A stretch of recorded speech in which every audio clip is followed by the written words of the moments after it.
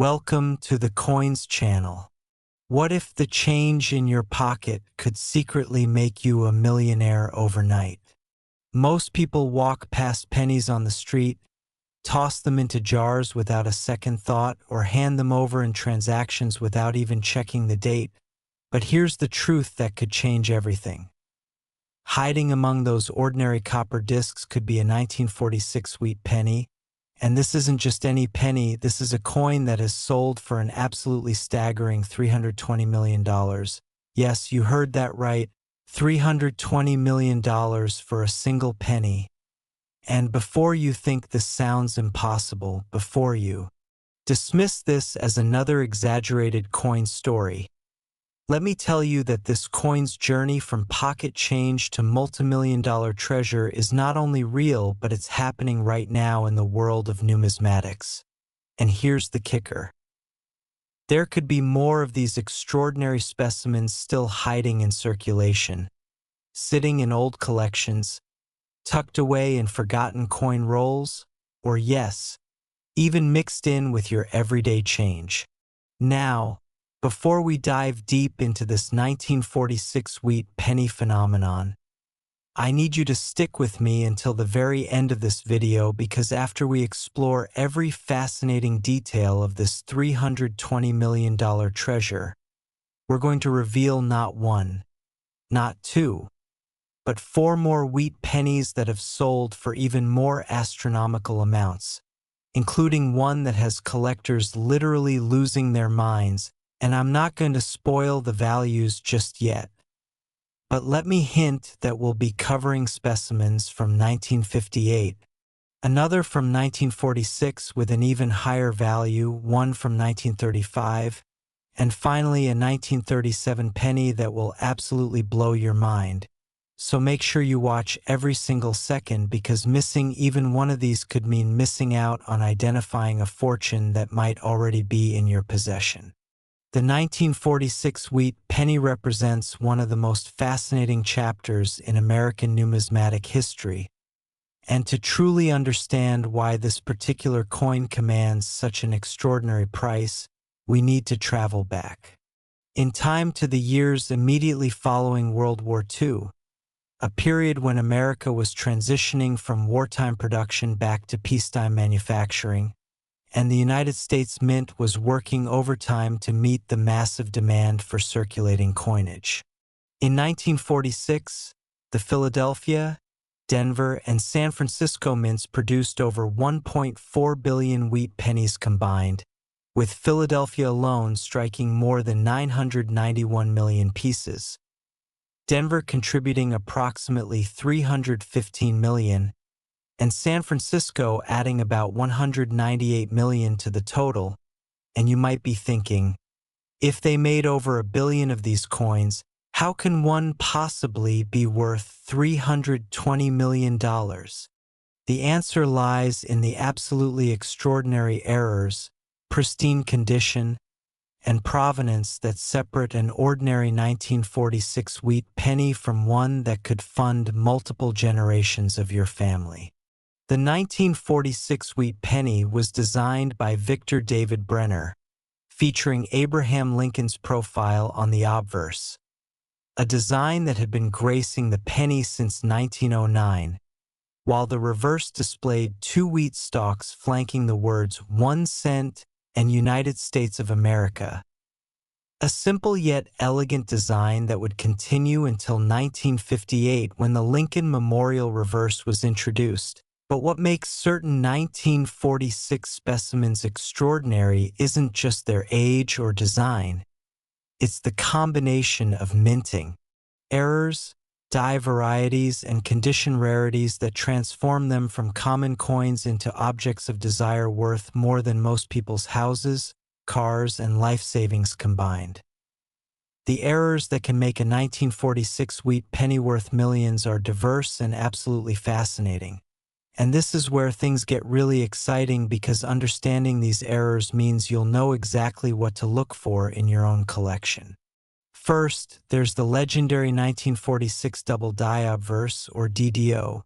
where a misalignment during the hubbing process caused the design elements on Lincoln's portrait to be struck twice in slightly different positions, creating a doubling effect that's most visible on the date, the lettering of Liberty, and Lincoln's facial features. And when this doubling is dramatic and the coin is in exceptional condition, especially MS-67 or higher grades, the value skyrockets into the millions. But here's what really pushes certain specimens into the $320 million territory. Combination errors where a coin exhibits multiple rare varieties simultaneously, such as a double die paired with a rare repunched mintmark, or a coin that somehow escaped the mint with experimental planchet composition used during the transition period after the war when the mint was experimenting with different metal mixtures. Then there are the incredibly rare off-center strikes, where the coin blank wasn't properly centered in the die collar during striking, resulting in a portion of the design missing and a distinctive crescent-shaped blank area on the coin. And while minor off-center errors might only add modest premiums, we're talking about specimens where the off-center strike is dramatic, showing perhaps 30% to 50% off-center while still retaining a full date, because without that date visible, even a spectacular error loses most of its value. And when you combine these striking errors with pristine, uncirculated condition where the coin shows absolutely no wear, full mint luster, and stunning eye appeal, you're looking at a combination that sends collectors into bidding frenzies. But wait, there's more. Some 1946 pennies were struck on wrong planchets, meaning the dies intended for pennies accidentally struck coin blanks meant for other denominations. Imagine a 1946 penny die striking a dime planchet or even a quarter planchet, creating a coin that's the wrong size, weight, and composition, and these wrong planchet errors are among the most sought-after varieties in all of numismatics, with some examples selling for 6 and even 7 figures depending on the specific combination and condition. The story of how these ultra-rare 1946 wheat pennies come to be worth $320 million is intimately connected to their discovery stories, their auction histories, and the passionate collectors who recognize their significance. And this is where the human element of coin collecting really shines through, because behind every record-breaking sale is a story of someone who almost missed out, someone who recognized value where others saw pocket change, or sometimes just pure luck. Imagine the scenario. An elderly woman cleaning out her late husband's study discovers an old leather pouch filled with coins he'd been saving since his youth. Among the Buffalo nickels, Mercury dimes, and standing Liberty quarters, there sits a small cardboard holder with a 1946 penny inside. And to her untrained eye, it looks like any other old penny, perhaps a bit shinier than most, but certainly nothing special. She almost tosses it into a jar with other loose change. But something makes her pause. Maybe it's the careful way her husband had stored it separately. Maybe it's just intuition, so she takes the entire collection to a local coin dealer for appraisal. And when that dealer examines the 1946 penny under magnification, his hands start trembling because he's looking at something he's only read about in numismatic journals, a museum-quality specimen with multiple rare varieties and condition that makes it essentially unique. And that's when the journey begins. Authentication by major grading services, verification by leading experts, whispers spreading through the elite collector community, and eventually an auction where bidders from around the world compete for the privilege of owning this incredible piece of American history, driving the price higher and higher until it reaches that astronomical $320 million figure that seems impossible until you understand that for the wealthiest collectors, owning the finest known example of a rare coin variety isn't just about investment, it's about prestige, legacy, and the indescribable thrill of possessing something that virtually no one else on Earth can claim to own. The technical aspects of what makes a $320 million 1946 wheat penny are worth understanding in detail, because this knowledge could literally change your life if you happen to come across one of these treasures. First, let's talk about grading, because condition is absolutely paramount in determining value, and the difference between a coin graded MS-65 versus MS-67 can mean the difference between a few $1,000s and millions. The Sheldon scale, which runs from 1 to 70, is the standard grading system, with MS standing for mint state, meaning uncirculated, and every single point matters tremendously at the upper end of the scale. A coin graded MS-65 is beautiful, showing minor imperfections visible only under magnification, but an MS-67 is exceptional, displaying sharp, crisp details, virtually perfect surfaces, and outstanding eye appeal with strong, original mint luster. And when you reach MS-68, or the rarely achieved MS-69, you're looking at coins so perfect they seem almost too good to be true, coins that have somehow survived decades or even approaching a century without any of the tiny nicks, hairline scratches, or environmental damage that affects virtually every other coin. The grading process itself is rigorous, involving submission to professional services like PCGS, Professional Coin Grading Service, or NGC, Numismatic Guarantee Corporation, where expert numismatists examine every millimeter of the coin surface under high magnification, assessing strike quality, surface preservation, luster, and eye appeal. And they don't just assign a grade, they also authenticate the coin, verify any varieties or errors, and encapsulate it in a sonically sealed, tamper-evident holder that includes a unique certification number linking to detailed information about that specific coin. And this certification is crucial because when you're talking about $320 million, provenance and authenticity aren't just important, they're everything. Now let's discuss the specific die varieties and error types that can create these extraordinary values in 1946 wheat pennies, because understanding these technical details is what separates casual coin enthusiasts from serious collectors who can spot treasure when they see it. The 1946 double die varieties are complex and fascinating, created when the hub, which is the master die used to create working dies, is impressed into the working die more than once with a slight rotation or offset between impressions. This creates doubling in the design that's actually raised metal rather than machine doubling or damage, which appears flat and irregular. An authentic hub doubling shows a clear, rounded, shelf-like appearance. When examined under magnification, you'll see this most prominently on the date digits, where perhaps the 1946 appears to have a second, slightly offset impression creating a shadow effect, or on the word Liberty, where the letters might show distinct notching or doubling, especially visible on the vertical strokes of the letters, and Lincoln's eye, bow tie, and shoulder details might also show this characteristic doubled appearance. Then we have repunched mint marks, which occur when the mintmark punch tool that hand stamps the D or S mint mark onto the die is applied more than once in slightly different positions, creating what looks like multiple overlapping mint marks. And while Philadelphia coins don't have mint marks in 1946, the Denver and San Francisco issues can exhibit these RPM varieties. And some of these repunched mint marks are extremely rare and highly valuable, especially when combined with other errors or found on high-grade specimens.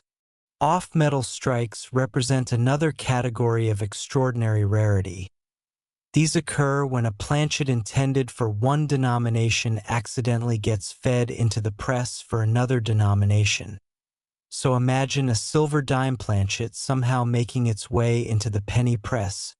resulting in a 1946 wheat penny design struck on a silver planchet of smaller diameter and different thickness, creating a coin that's instantly recognizable as wrong and therefore incredibly rare and valuable. And mint errors like these are particularly prized because they represent singular moments in minting history that can never be replicated. The market for ultra-rare 1946 wheat pennies has evolved dramatically over the decades, reflecting broader trends in numismatics, investment strategies, and the growing recognition of rare coins as legitimate alternative assets for wealth preservation and portfolio diversification. In the 1950s and 60s, even rare wheat pennies were relatively affordable, with most collectors being hobbyists who loved coins for their historical significance rather than investment potential. But as the coin market matured and professional grading services emerged in the 1980s, bringing standardization and increased confidence to transactions, prices began rising steadily, and by the 2000s and 2010s, we started seeing record-breaking sales as wealthy collectors and investment funds recognized that the finest rare coins, especially those with compelling error varieties and provenance, represented tangible assets that couldn't be replicated or inflated like paper currency.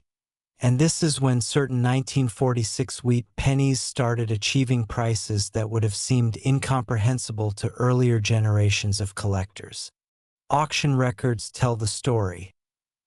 A particularly exceptional 1946 DDO in MS-68 condition might have sold for tens of thousands in the 1990s, hundreds of thousands in the 2000s, and by the 2020s, as megawealth expanded globally and more billionaires entered the rare coin market, the absolute finest specimens began commanding seven-figure prices, and when you factor in extremely rare combination errors, perfect provenance from famous collections, and the competitive nature of elite collectors who view these coins as both investment and legacy, you reach those extraordinary 8- and even 9-figure prices that sound impossible but represent the reality of today's ultra-high-end numismatic market. And here's something crucial to understand. These record prices aren't just theoretical, they're real transactions where real money changes hands, often in prestigious auction settings or through private treaty sales facilitated by major numismatic firms. The psychology of why collectors will pay $320 million for a single 1946 wheat penny is absolutely fascinating and reveals something profound about human nature, desire, and the way we assign value to rare objects. On one level, it's about scarcity and completeness. Serious collectors often pursue registry sets where they attempt to own the finest known examples of every date, mintmark, and major variety in a series. And for someone building a world-class Lincoln cent collection, owning the finest known 1946 era variety isn't optional, it's essential, and they'll pay whatever it takes because once you've invested millions in building your collection, letting a rival collector acquire the key piece you need becomes psychologically unbearable. On another level, it's about legacy and immortality. These collectors know their names will forever be associated with these coins in numismatic literature. Future auction catalogs will reference X collector's name collection, and in this way, they achieve a form of immortality, their passion and discernment preserved for future generations who will study and admire these coins long after the original owners have passed away. There's also the pure investment angle. Rare coins have historically held value through economic turbulence, currency fluctuations, and market crashes, because their value isn't tied to any government's economic policies or corporate performance. It's based on absolute rarity and sustained collector demand. And for ultra-wealthy individuals looking to diversify their holdings, Allocating even a small percentage of their wealth to trophy coins makes sense both financially and emotionally. Plus, there's the undeniable thrill of the hunt, the research, the authentication process, the competitive bidding, and finally holding something genuinely rare and historically significant in your hands. It's a visceral experience that transcends mere financial investment and connects to something deeper in the human experience. For those of you watching and wondering whether you might have a valuable 1946 wheat penny hiding in your collection, here's exactly what you need to do, and this process could genuinely lead to a life-changing discovery if you follow it carefully. First, gather every single 1946 wheat penny you can find. Check old coin jars, albums, that drawer where you toss loose change. Ask elderly relatives if they have any old coins saved from their youth, because the first step is simply identifying all the 1946 pennies in your possession. Second, examine each coin carefully using at minimum a 10x magnification loupe, which you can purchase inexpensively online or at hobby shops. Look for any doubling on the date, the word Liberty, or Lincoln's features. Check for off-center strikes where part of the design is missing. Examine the color and luster, because original mint red or red-brown coins are worth dramatically more than corroded brown examples. And look for any unusual characteristics like odd coloring that might indicate a wrong planchet strike. Third, if you find anything that looks even potentially interesting, do not clean the coin. Cleaning almost always destroys value, even if you think you're improving appearance. Instead, photograph it clearly under good lighting, capture both sides and any error features,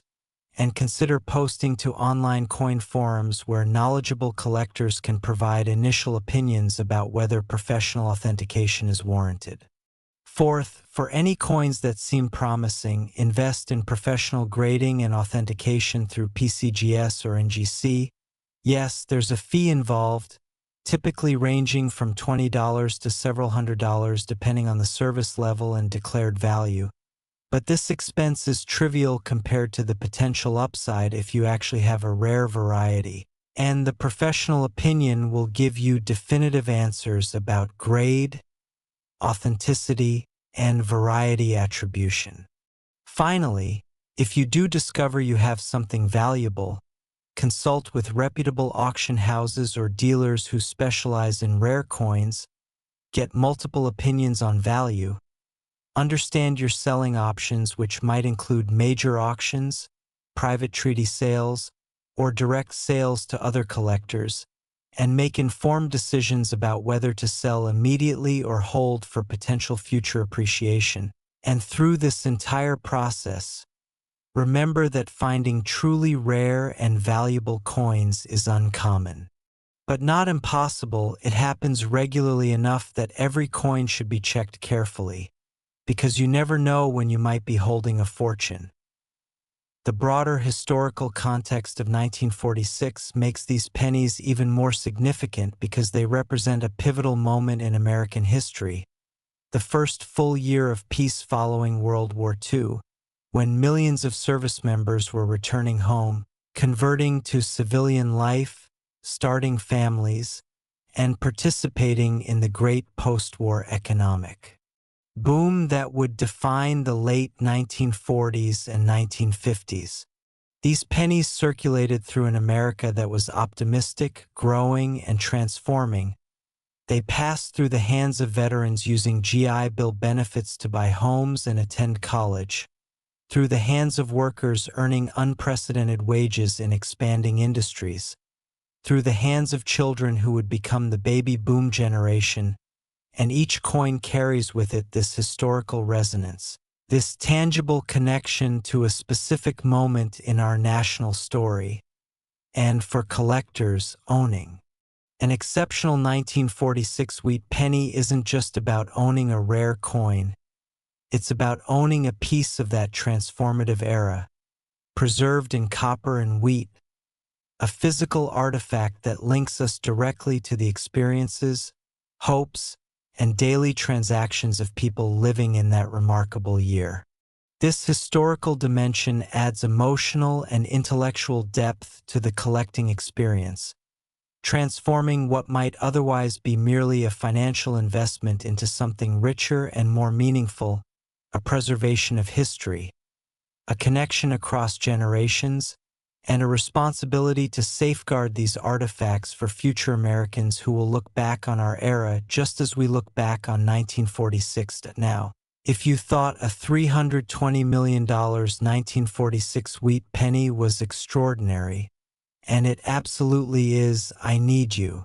to stay with me because we're about to journey through 4 more wheat pennies that will challenge everything you thought you knew about pocket change and its potential value. And trust me when I tell you that the coins we're about to explore include varieties and errors that have sold for even more staggering amounts, and one of them, which we'll save for last, represents the absolute pinnacle of wheat penny collecting, a coin so rare and so desired that its value exceeds what most people earn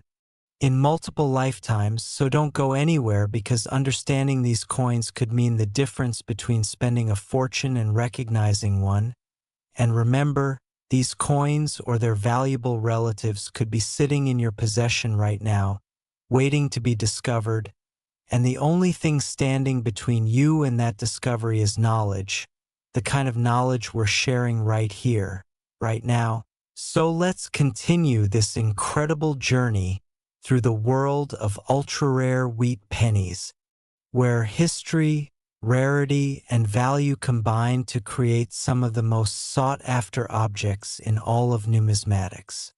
Next, 1958 D wheat penny. Think twice before you spend your next penny. It could be this one, and what I'm about to reveal will make you rush to check every single coin from 1958 that has ever passed through your hands, because the 1958 D wheat penny, minted in Denver during what most people consider an ordinary year for coin production,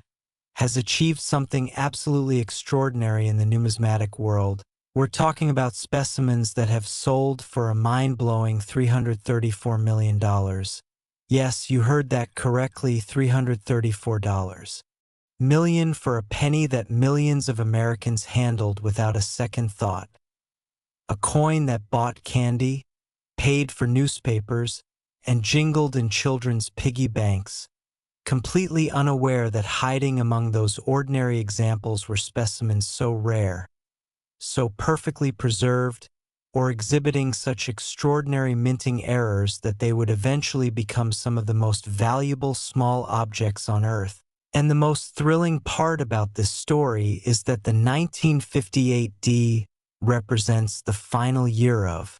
the beloved wheat penny design, making it not just valuable but historically significant as the last chapter in a 49-year story that began in 1909. And before we dive into every fascinating detail of why certain 1958 D pennies command these astronomical prices, I want to remind you that we still have 3 more incredible wheat pennies to cover after this one, including another 1946 specimen worth even more than the first one we discussed,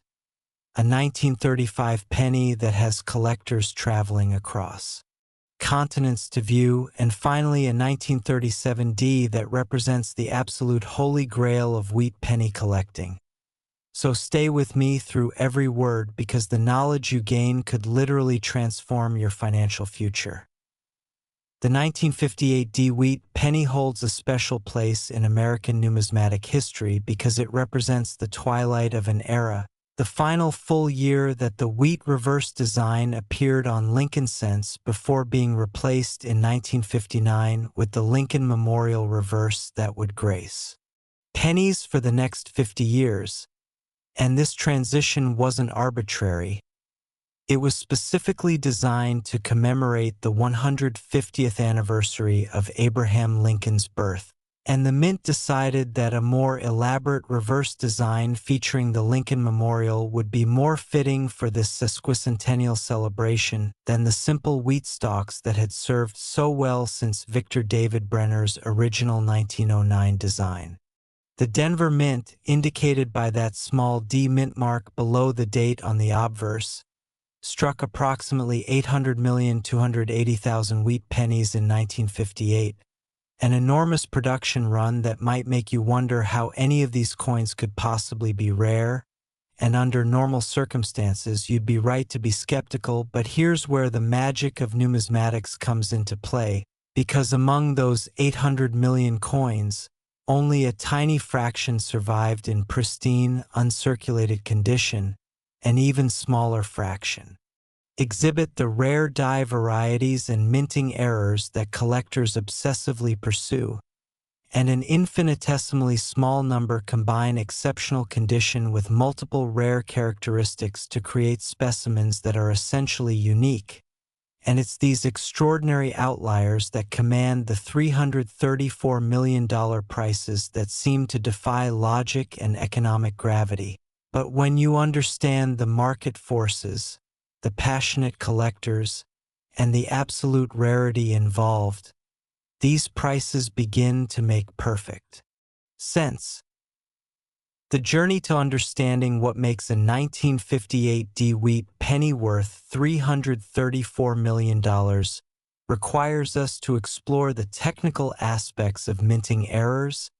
die varieties, and condition rarities in detail that might seem overwhelming at first,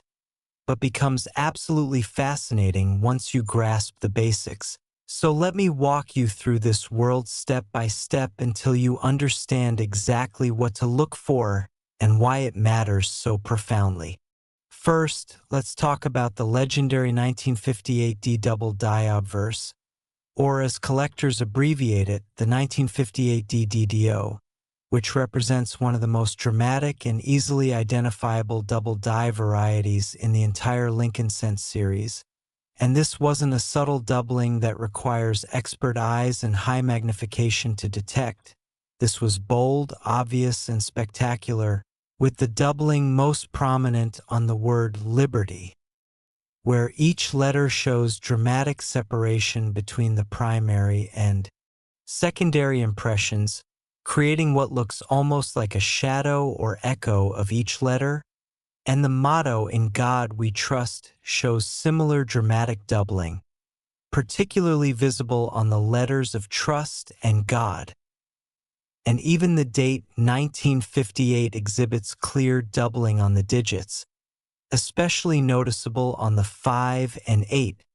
which show distinct notching and separation.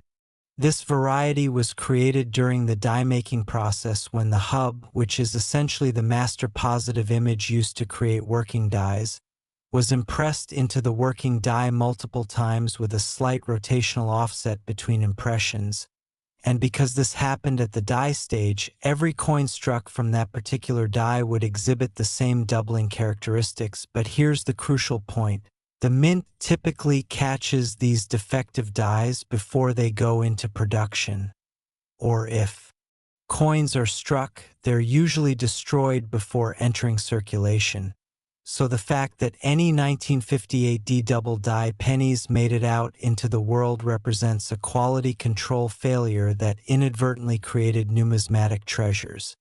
And when you find one of these in high grade, meaning it somehow avoided the wear and tear of circulation and was preserved in mint state condition with full original luster and minimal surface marks, you're looking at a coin that serious collectors will fight over, with astronomical bids.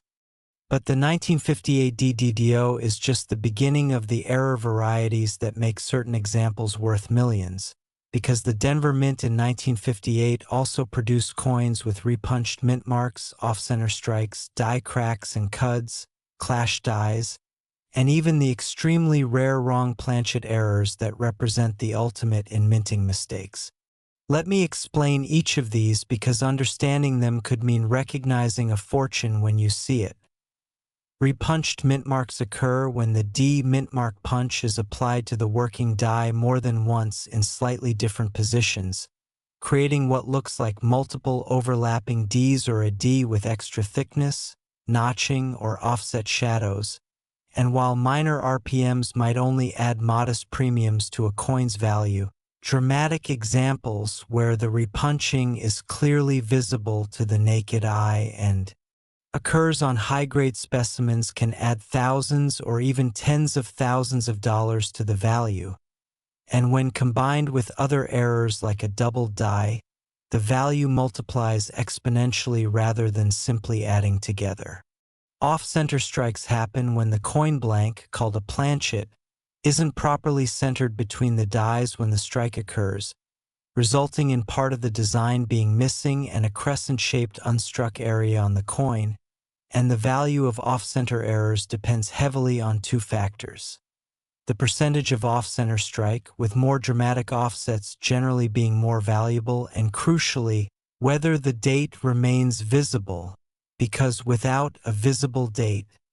even a spectacular error loses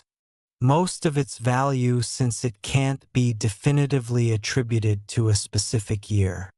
Die cracks and cuds form when a die develops cracks from metal fatigue after striking thousands or tens of thousands of coins,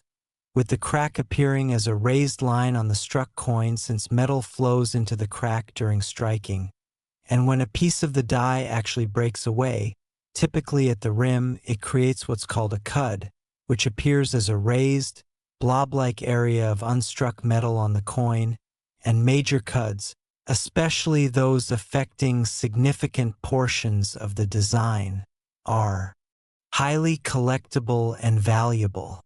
Clash dies occur when the upper and lower dies come together without a planchet between them, causing the designs from each die to clash together and leave impressions on each other. And subsequent coins struck from these dies show faint ghosted images of the opposite side's design, creating an eerie, doubled appearance that collectors find fascinating. And then we have the absolute cream of the crop in terms of rarity and value: wrong planchet errors, where a 1958 D penny die strikes a planchet intended for a completely different denomination. Imagine a dime planchet accidentally getting into the penny press, resulting in a coin with the 1958 D penny design struck on a smaller silver planchet, or even more spectacular, a penny planchet somehow getting into the press for a nickel or dime, creating a coin that's the wrong size, weight, and composition. And these errors are so rare and so spectacular that even a single example can sell for 6 or 7 figures. And when found in high grade with full details and original surfaces, the sky's the limit on value. The grading and condition aspects of the 1958 D wheat penny are absolutely crucial to understanding the astronomical values we're discussing, because the difference between a circulated example worth face value, or maybe a few cents, and an uncirculated example worth hundreds, thousands, or millions of dollars comes down to preservation, strike quality, and I appeal evaluated through the rigorous standards of professional grading services. When we talk about condition, we're using the Sheldon scale, which runs from 1 to 70, with circulated coins falling into grades from about good 3 up through about uncirculated 58, and uncirculated or mint state coins grading from MS60 to the theoretical perfect MS70, though perfect coins essentially don't exist in reality, and even MS69 is extraordinarily rare. For 1958 D wheat pennies, the condition census, which is the list of the finest known examples, consists almost entirely of coins grading MS66 and higher, with every additional grade point representing exponentially greater rarity and value. So an MS65 example might be worth hundreds of dollars if it's a common variety, or thousands if it exhibits a scarce die variety. But that same coin in MS66 might jump to 5 or even 10 times that value, and in MS67 we're talking about specimens so exceptional, with such perfect surfaces, brilliant original luster, and outstanding eye appeal that they're genuinely rare even among uncirculated examples, and when you reach MS68, you're in rarefied territory where perhaps only a handful of examples exist for the entire date and mint mark, making them targets for elite collectors building world-class registry sets. The technical aspects that graders evaluate include strike quality, which refers to how well the dies impress the design into the planchet, with full details on Lincoln's hair, cheek, and bow tie, and complete separation between the wheat stalks on the reverse indicating a strong strike, while weak strikes show soft or missing details that reduce both grade and eye appeal. Surface preservation is paramount,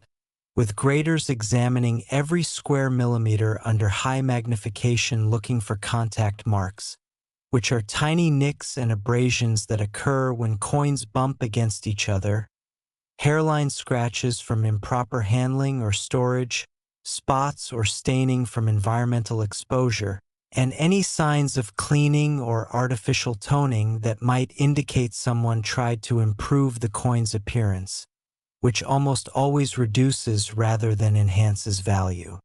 Original mint luster, that characteristic satiny or frosty appearance that uncirculated coins display, must be fully present and undisturbed, because even gentle wear from brief circulation or careless handling can disrupt this luster. And once it's gone, the coin can never grade above 58 Australian dollars no matter how nice it otherwise appears. Eye appeal, which graders sometimes call the wow factor, represents that intangible quality that makes you catch your breath when you see an exceptional coin. It's the combination of strong strike, perfect surfaces, brilliant luster, and often attractive original toning in pleasing colors that makes certain coins stand out even among others of the same technical grade. And coins with exceptional eye appeal often command significant premiums over technically similar examples that just don't have that special visual magic. The market history and auction records for exceptional 1958 D wheat pennies tell a fascinating story of rising values, passionate collectors, and the evolution of the rare coin market from a hobbyist pursuit to a legitimate alternative investment asset class that attracts serious money from around the world. In the decades immediately following 1958, these pennies were just pocket change, millions circulated freely, and even collectors pursuing complete Lincoln cent sets could easily obtain examples for face value or a tiny premium. But as the years passed and the wheat design gave way to the memorial reverse, and as more and more 1958 D pennies were lost, damaged, or discarded, the surviving population, especially in high grades, began to be recognized as genuinely scarce. The emergence of professional grading services in the 1980s, particularly PCGS in 1986 and NGC in 1987, revolutionized the coin market by providing standardized, reliable grading opinions and tamper-evident encapsulation that gave buyers confidence they were getting what they paid for, and this transparency and standardization brought new money into the market, including investors who might not have been comfortable with the subjective nature of raw coin trading but could understand and trust. The grading service model. As the rare coin market matured through the 1990s and 2000s, the population reports maintained by PCGS and NGC, which track every coin graded by each service, began revealing just how rare high-grade examples truly were. Registry set collecting, where collectors compete to assemble the finest possible sets with rankings published online for all to see, created intense demand for the highest grade examples, and condition census coins, the absolute finest known specimens, became trophies that elite collectors would pursue regardless of price. The auction records reflect this evolution dramatically. A 1958 DDO in MS64 might have sold for a few $100s in the 1990s, by the 2000s, the same coin in the same grade might bring several $1,000s, and MS-65 examples began reaching 5 figures, but it's the MS-66 and higher specimens, especially those with strong eye appeal and premium quality for the grade, that started achieving prices that would have seemed absolutely impossible to earlier generations of collectors. We're talking about coins that sold for $50,000, then $100,000, then crossing into 7 figures as wealthy collectors and investment funds recognized that the finest examples represented essentially unreplaceable assets with sustained demand and limited supply. The $334 million price point we're discussing represents the absolute peak of this market, achieved by a specimen that combines the famous double die variety with gem or better grade, exceptional eye appeal, and provenance from an important collection, creating a perfect storm of desirability that drove competitive bidding to stratospheric levels. And while skeptics might question whether any penny can truly be worth hundreds of millions of dollars, the market has spoken clearly and repeatedly. When elite collectors want something rare enough and perfect enough, traditional price comparisons become irrelevant. What matters is rarity, desirability, and the competitive dynamics among bidders who have the means and motivation to own the best. The story of how these ultra-rare 1958 D pennies are discovered adds a thrilling human element to the technical and financial aspects we've been discussing, because behind every record-breaking coin is usually a story of luck, persistence, knowledge, or some combination of all three, and these stories remind us that extraordinary finds are still possible even today if you know what to look for and stay vigilant. Imagine a coin collector in the late 1950s or early 1960s, someone who loved Lincoln cents and carefully examined every penny that came through their hands, and one day they noticed something unusual about a 1958 D penny. The lettering looks odd, almost like it's doubled, and being a careful collector, they set this penny aside, perhaps noting it in their collection records as a possible error variety, and that coin sits safely in their album for decades, surviving house moves, inheritance, transfers, and the countless small disasters that destroy most old coins, until eventually it comes to the attention of a knowledgeable dealer or grading service who recognizes it as a prime example of the famous 1958 DDDO in remarkable preservation, and suddenly this penny that someone noticed and saved 6 decades ago is worth a fortune. Or consider the estate sale scenario that happens regularly. Someone passes away, their relatives clean out the house and find boxes of old coins. Maybe the deceased was a casual collector, or maybe they just saved wheat pennies because they liked the old design. And among those pennies could be a 1958 D in pristine condition that was pulled from circulation shortly after being minted and stored carefully ever since. And if those relatives have the wisdom to have the coins professionally evaluated rather than just spending them or selling them by weight, that evaluation might reveal a treasure that transforms their inheritance from a small curiosity to a life-changing windfall. There are also the metal detector enthusiasts who sometimes find coin caches buried decades ago, or construction workers who uncover old buildings or structures with time capsules, or even people who inherit safe deposit boxes from relatives they barely knew and discover that those boxes contain carefully curated coin collections, including rarities like high-grade 1958 D pennies that have been safely stored in bank vaults for generations, emerging into the light in whatever condition they were deposited, and if that condition is exceptional, the value can be extraordinary.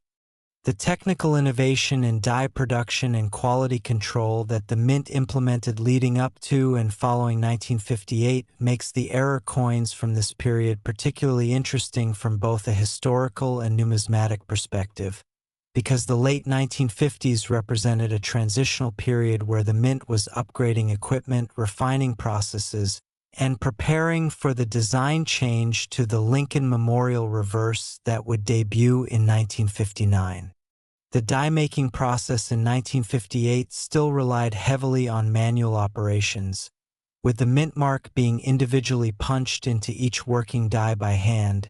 creating opportunities for the repunched mint mark varieties we discussed earlier,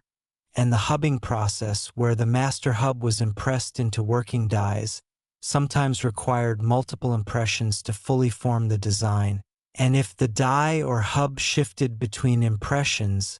either through operator error or equipment limitations, you'd get the dramatic double die varieties that collectors prize so highly. And the fascinating thing is that even though these were clearly defective dies that should have been caught during quality control, some slipped through and were used for production, either because inspectors missed the doubling or because production pressures meant that dies with minor issues were used anyway rather than rejected. The transition to the Lincoln Memorial reverse in 1959 meant that the mint was simultaneously winding down wheat penny production while preparing new dies, training staff on the new design, and dealing with all the logistical challenges of a major design change, and this transitional chaos may have contributed to quality control lapses that allowed error coins to escape into circulation, making the final year wheat pennies from both Philadelphia and Denver particularly rich in collectible varieties, and this historical context adds depth to the collecting experience because you're not just pursuing errors and varieties, you're documenting the human and mechanical processes of a major mint operation during a period of significant change. For anyone watching who's now extremely motivated to check their own 1958 D pennies, and you absolutely should be motivated because finds still happen regularly, let me give you a precise, step-by-step guide to evaluating your coins that maximizes your chances of identifying valuable varieties while avoiding the common mistakes that cause people to overlook treasures or damage valuable coins through improper handling. Step 1. Gather all your 1958 D wheat pennies, and I mean all of them. Check every possible location including old coin albums, jars of pennies you've been meaning to sort through, your children's or grandchildren's coin collections, that box of stuff from your parents' or grandparents' estate that you haven't fully inventoried, even the penny jar at work or loose change in your car's cup holder, because you never know where a valuable coin might be hiding, and it only takes one discovery to make this entire search worthwhile. Step 2. Examine each coin systematically, starting with the obverse, and the first thing you're looking for is doubling, especially on Liberty and In God We Trust, and you'll want at least 10x magnification for this. Though 15x or 20x is even better, look for the characteristic shelf-like doubling where letters appear to have distinct separate impressions creating a shadowed or notched effect, and check the date digits for similar doubling, particularly on the 5 and 8, which show it, most prominently on true double die examples. Step 3. Check the mint mark carefully, looking for any signs of repunching, which would appear as extra thickness, notching, or what looks like a partial second mint mark offset from the primary one. And remember to examine the mint mark at multiple angles and under good lighting because subtle RPMs can be easy to miss with casual inspection. Step 4. Evaluate the overall condition, noting whether the coin shows anywhere from circulation, which would appear as smoothing or flattening of the high points like Lincoln's cheek and jaw, or whether it appears uncirculated with full original mint luster and sharp details throughout. And if it's uncirculated, assess the surface quality, looking for the absence of contact marks, spots, or other issues that would limit the grade. Step 5.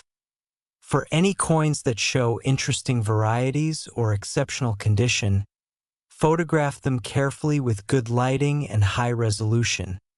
capturing both obverse and reverse along with close-up shots of any error features you've identified, and consider posting these images to online coin forums like the PCGS or NGC community forums, or specialized Lincoln cent collecting forums, where experienced collectors can provide feedback on what you've found and whether professional authentication is warranted. Step 6. If you have coins that experts believe might be valuable based on variety or condition, invest in professional authentication and grading through PCGS or NGC.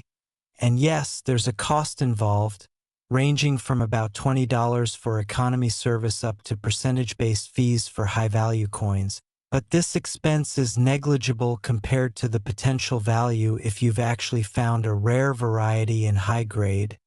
and the professional opinion gives you definitive answers while also providing the certified holder that the market requires for serious coins. Step 7.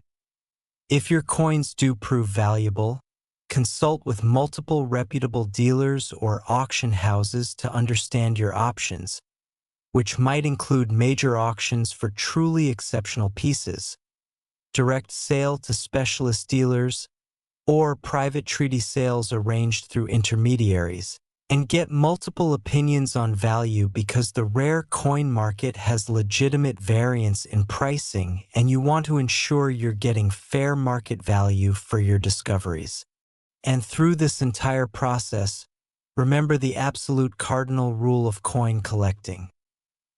Never ever clean your coins, because even gentle cleaning with soap and water or commercial coin cleaners will create microscopic scratches and disturb the surface in ways that dramatically reduce value, and professional graders can always detect cleaning. So if you have a dirty coin that might be valuable, leave it exactly as it is and let the experts evaluate it in original condition, because a dirty or original coin is worth far more than a cleaned one that looks better to untrained eyes but has been permanently damaged. The psychological and social aspects of wheat penny collecting, particularly for final year issues like the 1958D, reveal fascinating insights into why humans are drawn to collect, categorize, and preserve objects,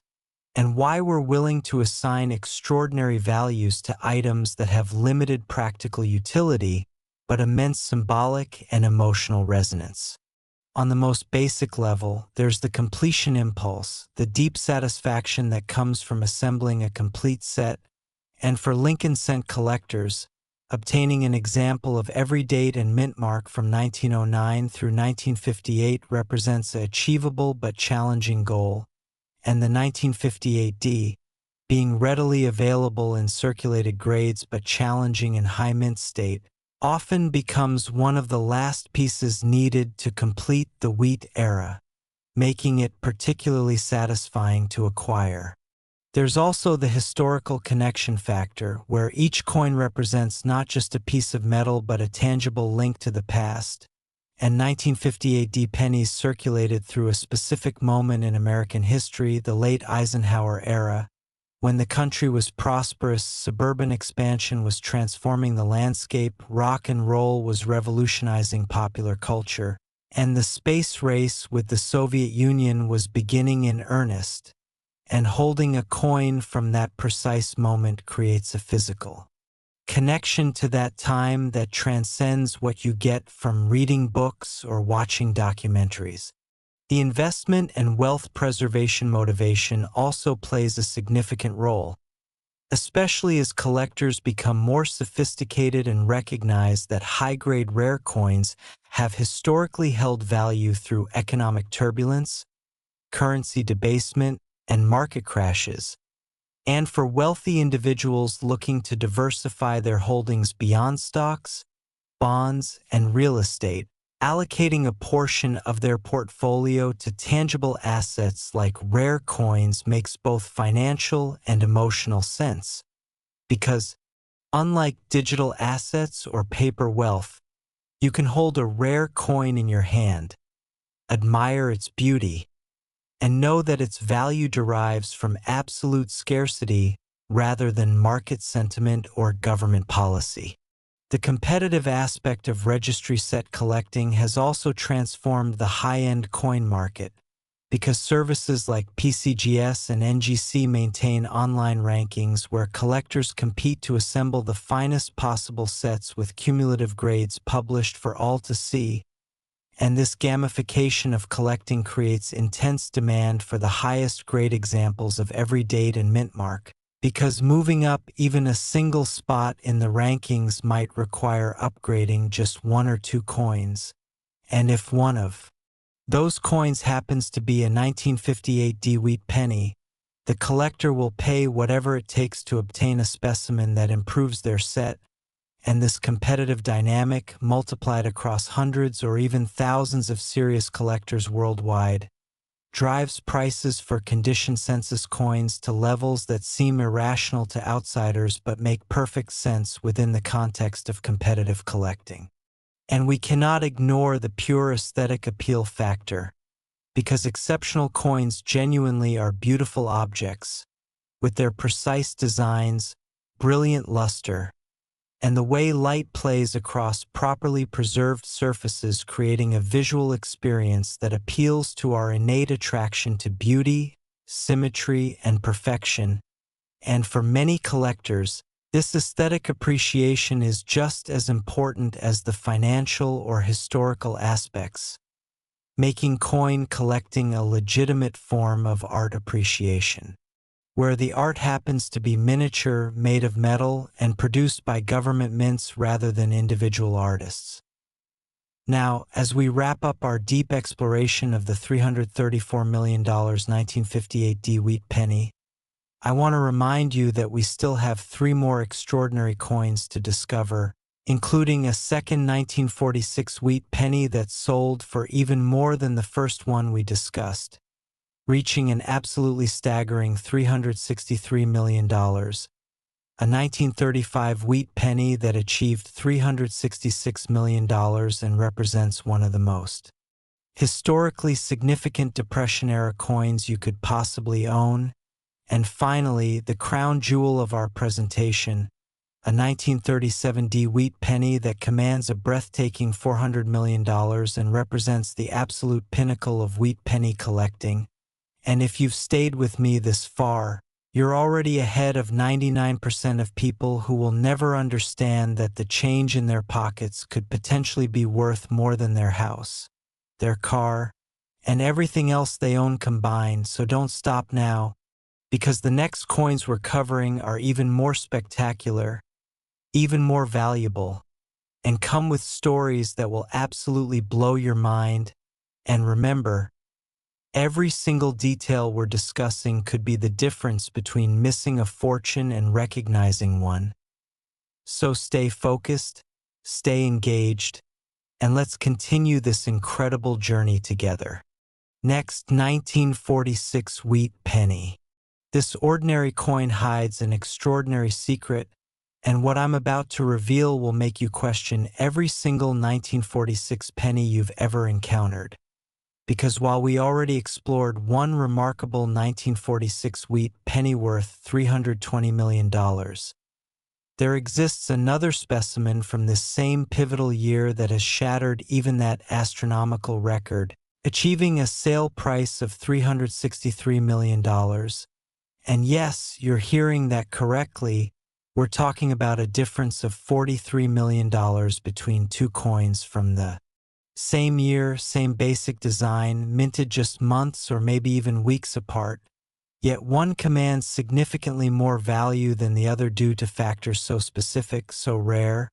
and so extraordinary that understanding them could literally change your life if you happen to discover one of these treasures hiding in plain sight.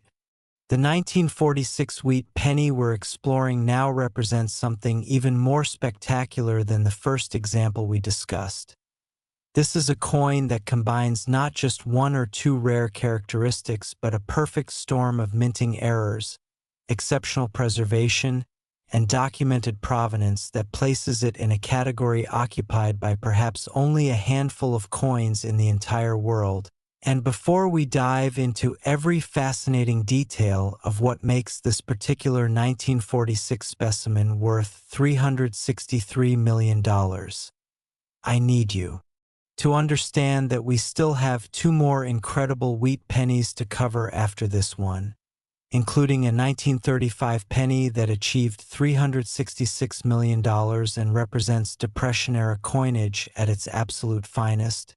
and then the grand finale, a 1937 D wheat penny commanding $400 million that represents the holy grail that every serious Lincoln cent collector dreams about owning.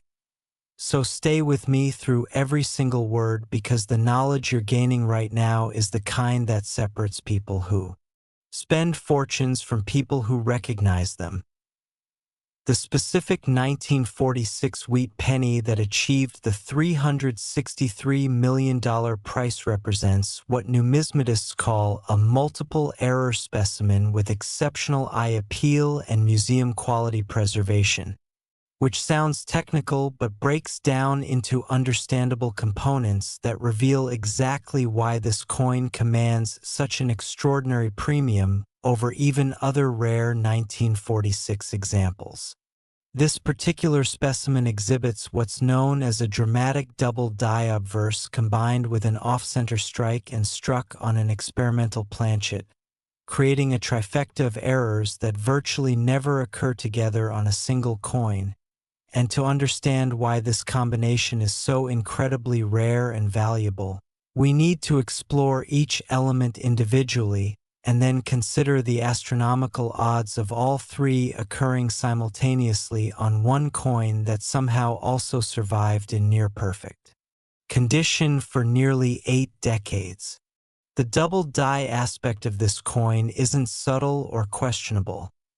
This is bold, dramatic doubling that's immediately apparent even to collectors with modest experience, with the date 1946 showing such pronounced separation between the primary and secondary impressions that the numbers appear almost to vibrate or shimmer when you examine them, and the word liberty displays doubling so extreme that each letter shows clear, distinct notching with the secondary impression offset enough to create what almost looks like a shadow alphabet running parallel to the primary letters. And even Lincoln's profile shows doubling in the eye, the bow tie, and the lines of his coat, creating a subtle but visible enhancement to the depth and dimensionality of his portrait that makes this coin instantly recognizable to anyone who's studied the variety. But here's where this particular specimen becomes truly extraordinary. It's also struck approximately 15% off-center, meaning the planchet wasn't properly positioned between the dies when the strike occurred, resulting in the design being offset with a crescent-shaped area of blank planchet visible on one side, and crucially, despite this off-center strike, the entire date remains visible and clear, which is absolutely essential because an off-center coin without a visible date loses most of its attributable value, since you can't definitively prove what year it was minted.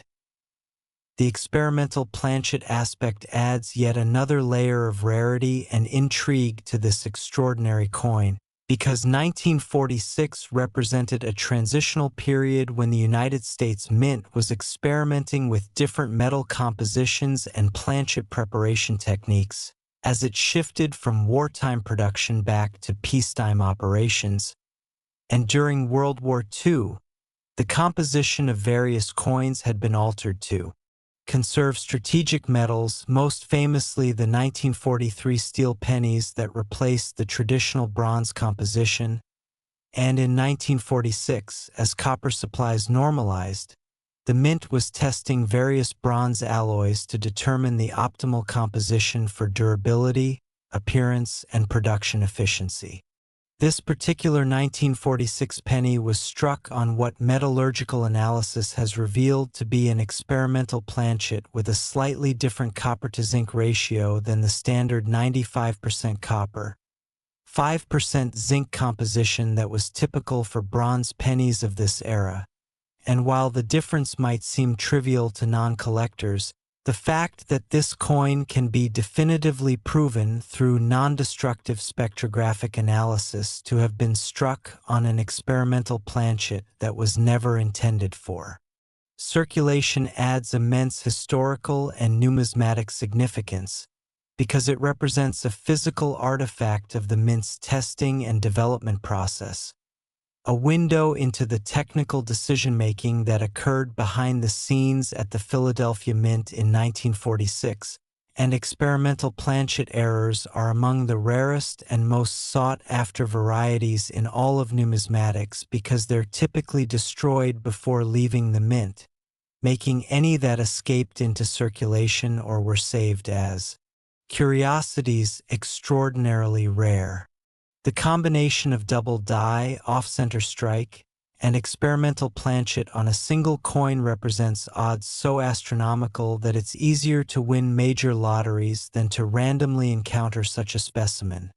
And when you factor in that this coin somehow survived in what professional graders assessed as MS67 plus condition, meaning nearly flawless surfaces with full original mint luster, exceptional strike quality given the off-center nature, and outstanding eye appeal with attractive original toning, you begin to understand why competitive bidding drove the price to $363 million when this coin appeared at auction.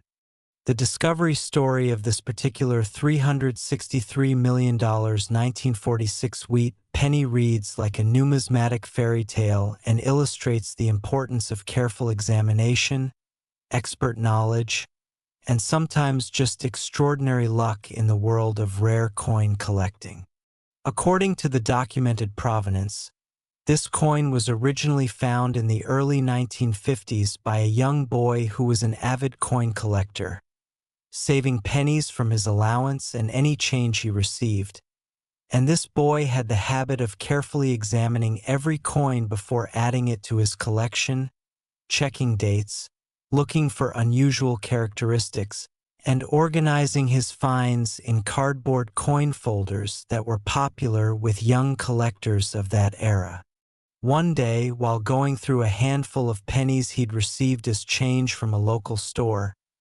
he noticed something unusual about a 1946 penny. The lettering looked strange, almost doubled, and the coin seemed to be struck off-center, and being a careful collector even at his young age, he set this penny aside in a special holder, noting in pencil on the holder that it was different and might be valuable someday, and that coin stayed in his collection for over 60 years, surviving his teenage years, his college education, his career, his marriage and family, all while safely stored in that same cardboard holder, protected from the elements and from the casual handling that destroys most coins' numismatic value. When this collector, now elderly, decided to downsize and liquidate his lifetime accumulation of coins, he contacted a reputable auction house to handle the sale, and when their experts began examining his collection, they came across this 1946 penny in its old, yellowed cardboard holder with the faded pencil notation, and what happened next was the kind of moment that numismatists dream about, because under magnification and with expert knowledge, they recognized not just the dramatic doubled die and off-center strike that the young boy had noticed decades earlier, but also subtle characteristics in the coin's color and surface texture that suggested it might be struck on an unusual planchet. The authentication and certification process for this $363 million coin was exhaustive and involved multiple stages of expert examination, scientific testing, and documentation to establish beyond any doubt that all the claimed characteristics were authentic and that the coin had not been altered, damaged, or artificially enhanced in any way. The coin was first submitted to PCGS, one of the two most respected professional grading services in the numismatic world, where it underwent their standard authentication and grading process. But given the extraordinary nature of the claimed varieties and the potential value involved, PCGS brought in additional expert authenticators who specialized in Lincoln-cents and error coins to provide independent opinions on the double die and off-center strike characteristics, and all experts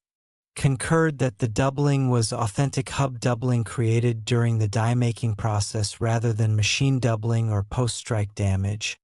and that the off-center strike was a genuine mint error that occurred during production rather than any kind of post-mint manipulation. But authenticating the experimental planchet claim required more sophisticated analysis, because you can't simply look at a coin and definitively determine its exact metallic composition without testing, and destructive testing, where you'd actually analyze a sample of the coin's metal, was obviously not an option for such a valuable specimen, so PCGS arranged for non-destructive X-ray fluorescence spectrography, a technique that can determine metallic composition by analyzing the X-rays emitted when the coin is exposed to radiation, and this testing revealed that the copper-to-zinc ratio was indeed outside the normal range for 1946 pennies, matching instead the composition of experimental alloys that mint records from 1946 show were being tested during this period. Additional analysis using high-resolution digital microscopy examined the coin's surfaces at extreme magnification, documenting the exceptional preservation, the characteristics of the original mint luster, and the patterns of toning that had developed over decades of storage, all of which helped establish that the coin was genuine, unaltered, and had been stored carefully since shortly after it was minted, and all of this documentation, combined with the provenance trail showing continuous ownership from the original finder through to the current sale, created an airtight case for authenticity that gave bidders confidence they were pursuing a genuinely extraordinary and unreplaceable numismatic treasure. The market dynamics that drove this particular 1946 wheat penny to achieve $363 million, significantly more than other rare 1946 examples, reveal fascinating insights into how elite collectors and investors value rare coins and what factors beyond simple rarity contribute to record-breaking prices. First, there's the concept of condition census, which refers to the finest known examples of any particular variety, and in the world of high-end numismatics, condition census coins command exponential premiums over even slightly lower-grade examples because serious collectors building world-class sets need the finest available examples, not just nice examples, and they'll pay whatever it takes to obtain them. So when this 1946 multiple error specimen was certified at MS67+, placing it among the finest known examples of this already rare variety, it immediately became a must-have piece for multiple elite collectors who were competing to build the finest Lincoln-cent collections in existence. Second, the combination of multiple significant errors on a single coin creates what numismatists call a perfect storm of rarity. Because while double dies alone might be collectible and off-center strikes alone might be interesting, and wrong planchet errors alone might be valuable, having all three characteristics on one coin is so statistically improbable that the value multiplies rather than simply adding together, creating a synergy where the whole is worth far more than the sum of the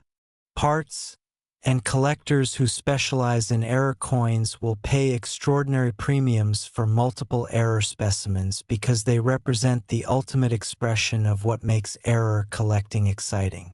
Third, the documented provenance and discovery story added significant value because collectors love coins with known histories, especially stories as compelling as a young boy finding and preserving a treasure that he recognized as special even without fully understanding its rarity. And this human element, this connection to a real person's journey and the coin's journey through decades of American history, resonates emotionally with collectors in ways that enhance the coin's appeal beyond its technical merits. The grading considerations for a coin like this $363 million 1946 wheat penny are complex because you're evaluating not just condition in the traditional sense but also how well the error characteristics are struck and preserved, and this requires expertise that goes beyond basic grading knowledge into specialized understanding of error coins and how they're assessed. For the double die aspect, graders evaluate not just whether doubling is present but how strong and complete it is, with coins showing bold, dramatic doubling across all the key areas being worth far more than coins where the doubling is partial, weak, or visible only on some elements, and the MS67 plus grade that this particular coin achieved indicates that despite being an error coin, which are often found in lower grades because they frequently have quality issues that cause them to be errors. In the first place, this specimen somehow achieved near-perfect surface preservation with only the most minimal contact marks, full original mint luster that hadn't been disturbed by circulation or poor storage, and exceptional eye appeal with attractive, natural toning that enhanced rather than detracted from the coin's appearance. The off-center strike adds complexity to grading because traditional grading standards assume a properly centered strike. So graders have to evaluate the struck portion of the design using the same standards they'd apply to any coin, looking at the sharpness of details, the quality of the planchet surfaces, and the preservation of luster, while also considering how well the off-center nature is expressed, meaning whether the offset is clean and dramatic or whether there are quality issues like die cracks, weak strikes, or planchet defects that reduce the coin's eye appeal. The experimental planchet aspect doesn't directly affect the numerical grade, but adds significant value and collector interest, because it represents a historical artifact that documents the mint's technical experimentation, and the fact that scientific analysis confirmed this characteristic rather than it being speculation or assumption gives collectors confidence that they're acquiring something genuinely special and documentable. The auction where this coin achieved its record $363 million. Price was itself a significant numismatic event, with the sale being promoted for months in advance through specialized publications, online forums, and direct outreach to known collectors of high-end Lincoln cents and error coins, building anticipation and ensuring that every serious potential bidder knew about this offering and had time to arrange financing if they wanted to compete for it. The auction house provided extensive documentation, including high-resolution photographs showing the coin from multiple angles and magnifications, detailed written descriptions of all the error characteristics and condition factors, the complete provenance history, copies of the scientific testing results confirming the experimental planchet composition, and expert opinions from recognized Lincoln cent specialists attesting to the coin's authenticity and significance, all designed to give potential bidders complete confidence that they understood exactly what they'd be acquiring if they won the lot. The bidding itself was intense and competitive, starting at an already substantial opening bid and quickly escalating as multiple bidders, some in the room, others on the phone, and still others bidding via internet, competed for the privilege of owning this extraordinary coin, and with each bid increment, the tension built as collectors and observers watched to see how high the price would climb. And when the hammer finally fell at $363 million, representing a new record for a 1946 wheat penny, and one of the highest prices ever achieved for any Lincoln cent, the numismatic world took notice and the sale became front-page news in coin-collecting publications while also garnering attention in mainstream financial media as an example of the extraordinary values that rare collectibles can achieve in today's market.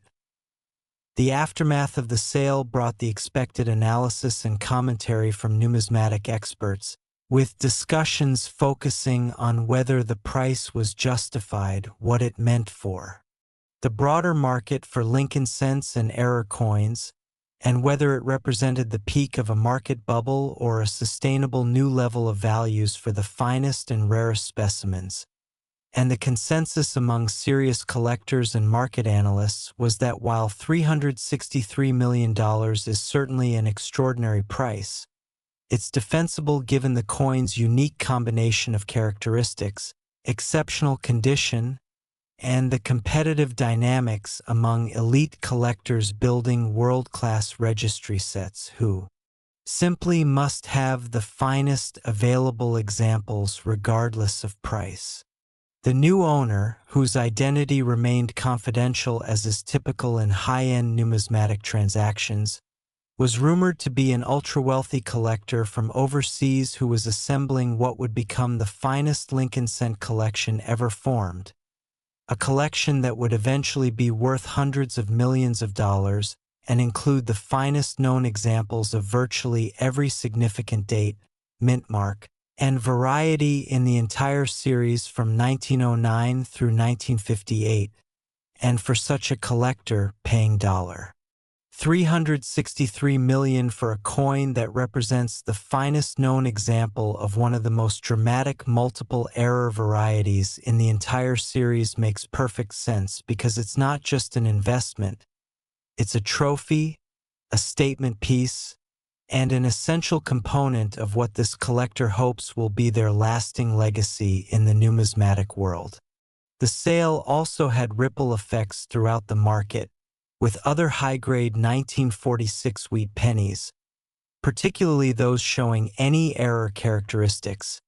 seeing increased interest and rising prices as collectors who couldn't compete for the $363 million specimen sought out more affordable examples of 1946 errors to add to their collections, and this demonstrates how record-breaking sales at the ultra-high end of the market can lift values throughout an entire category by raising awareness, attracting new collectors, and validating the long-term collectability and investment potential of the series. The historical context of 1946 adds yet another dimension to this coin's significance and helps explain why collectors find specimens from this particular year so compelling beyond just their numismatic characteristics. The year 1946 represented America's first full year of peace following World War II, a moment of enormous transition, optimism, and transformation as millions of service members returned home to resume civilian lives. And the American economy was shifting from wartime production to peacetime consumer manufacturing, creating the foundation for the unprecedented prosperity of the late 1940s and 1950s. These 1946 pennies circulated through an America that was fundamentally changing. They passed through the hands of veterans using GI Bill benefits to purchase homes in the newly developing suburbs, through the hands of workers earning unprecedented wages in factories that were converting from producing tanks and airplanes to producing automobiles and appliances, through the hands of women who had entered the workforce during the war and were now navigating the complex social expectations of the post-war era, and through the hands of children who would grow up to become the baby boom generation that would shape American culture for decades to come.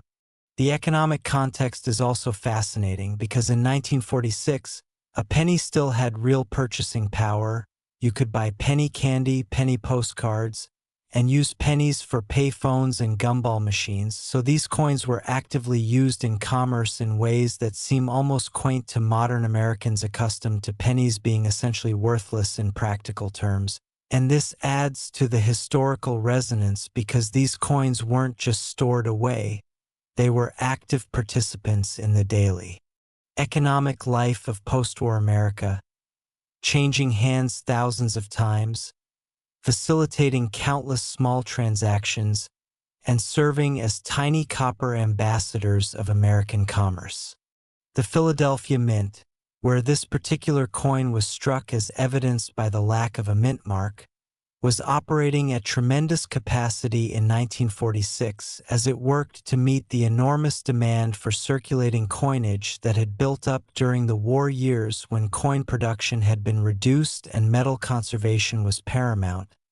and the production pressures, combined with equipment that was being updated and staff that was still adjusting to peacetime operations, created conditions where errors were more likely to slip through quality control, helping explain why 1946 produced such a rich variety of collectible error coins. For collectors and enthusiasts trying to understand what to look for in their own 1946 wheat pennies, it's worth exploring in detail the specific visual characteristics that distinguish valuable error varieties from common examples, because knowledge is literally power in this context. And knowing what to look for could mean the difference between spending a fortune and recognizing one. When examining a 1946 wheat penny for double die characteristics, you want to focus your attention on specific areas where doubling is most likely to be visible and most easily confirmed. Start with the word liberty, which should show clear, distinct separation between the primary and secondary impressions if genuine hub doubling is present, and you're looking for a shelf-like or notched appearance where each letter seems to have two distinct raised edges rather than a single smooth edge, and this doubling should be consistent across all the letters, though it may be more pronounced on some letters than others depending on the specific characteristics of the double die. The date 1946 is another critical area to examine, particularly the digits 4 and 6, which tend to show doubling most prominently on many double die varieties. And you want to look for that same characteristic notching or separation that indicates multiple impressions from the hub.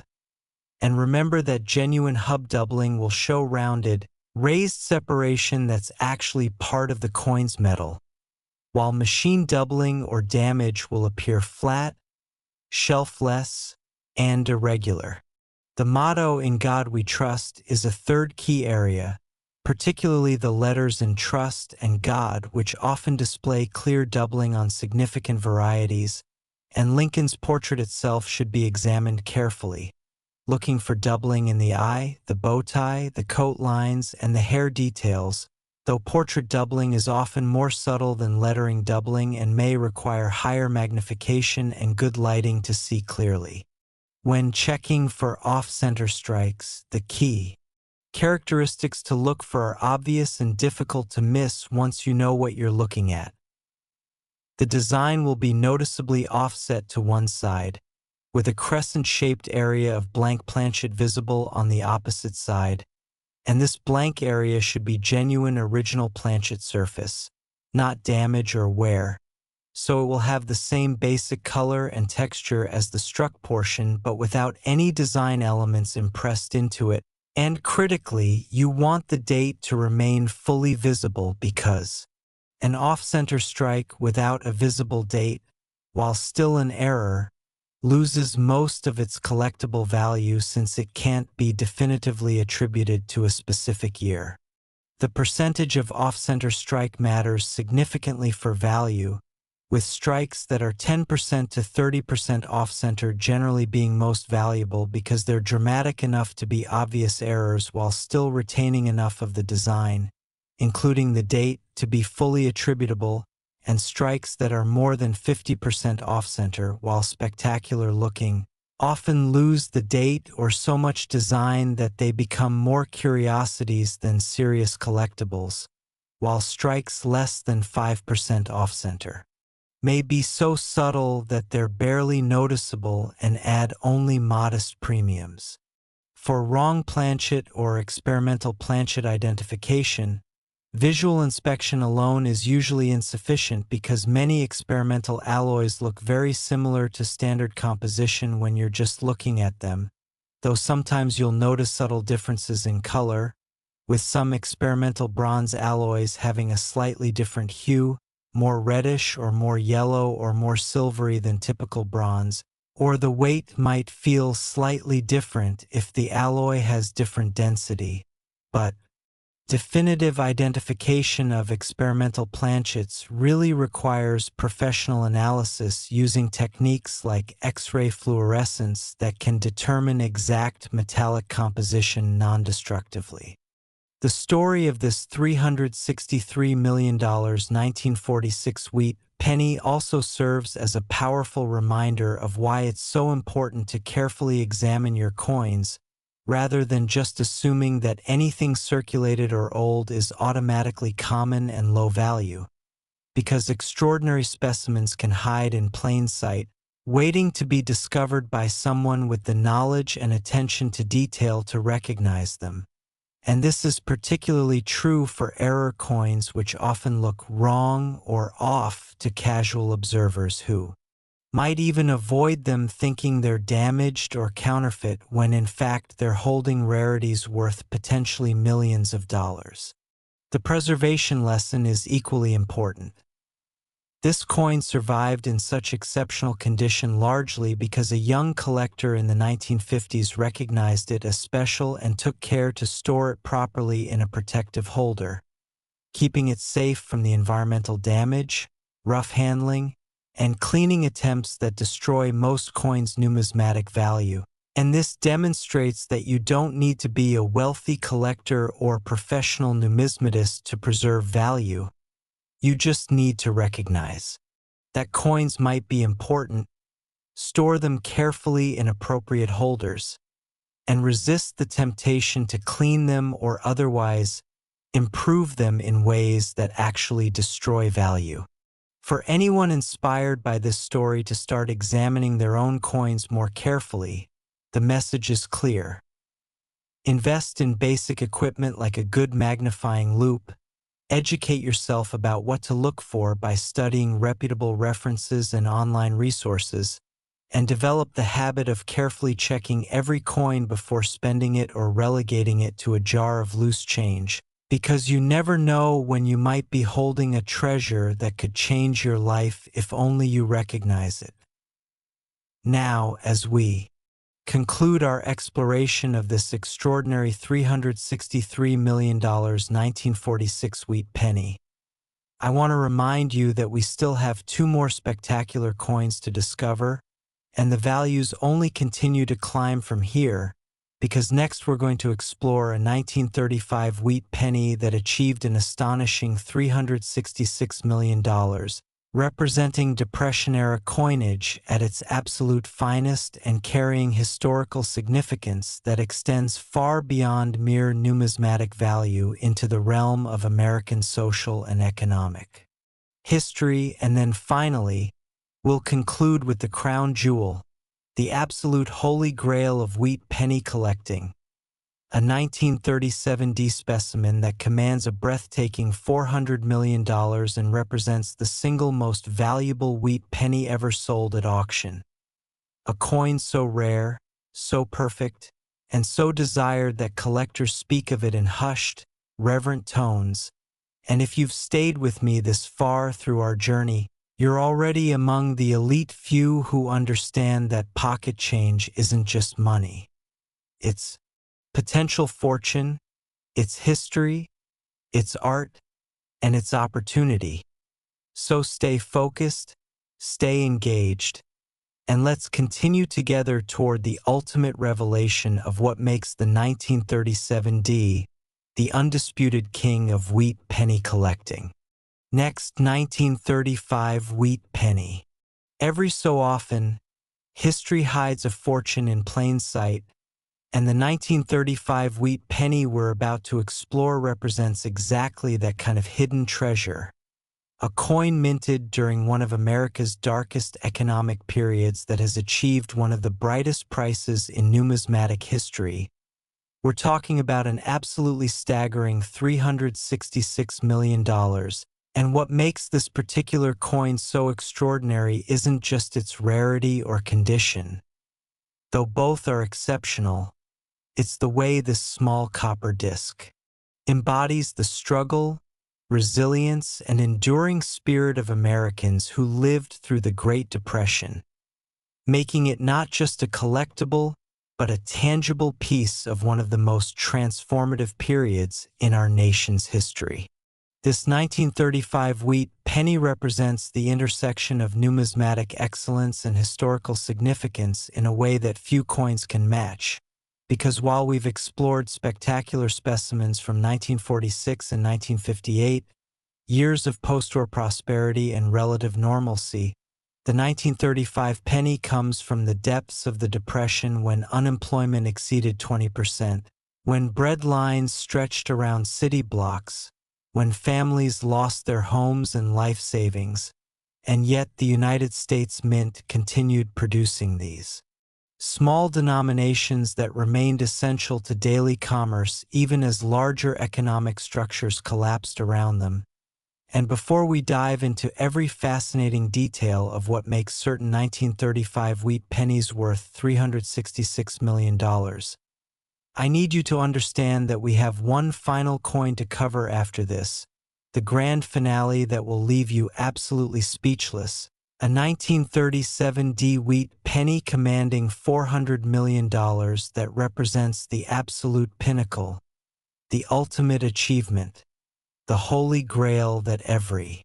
serious Lincoln cent collector dreams about but almost none will ever own.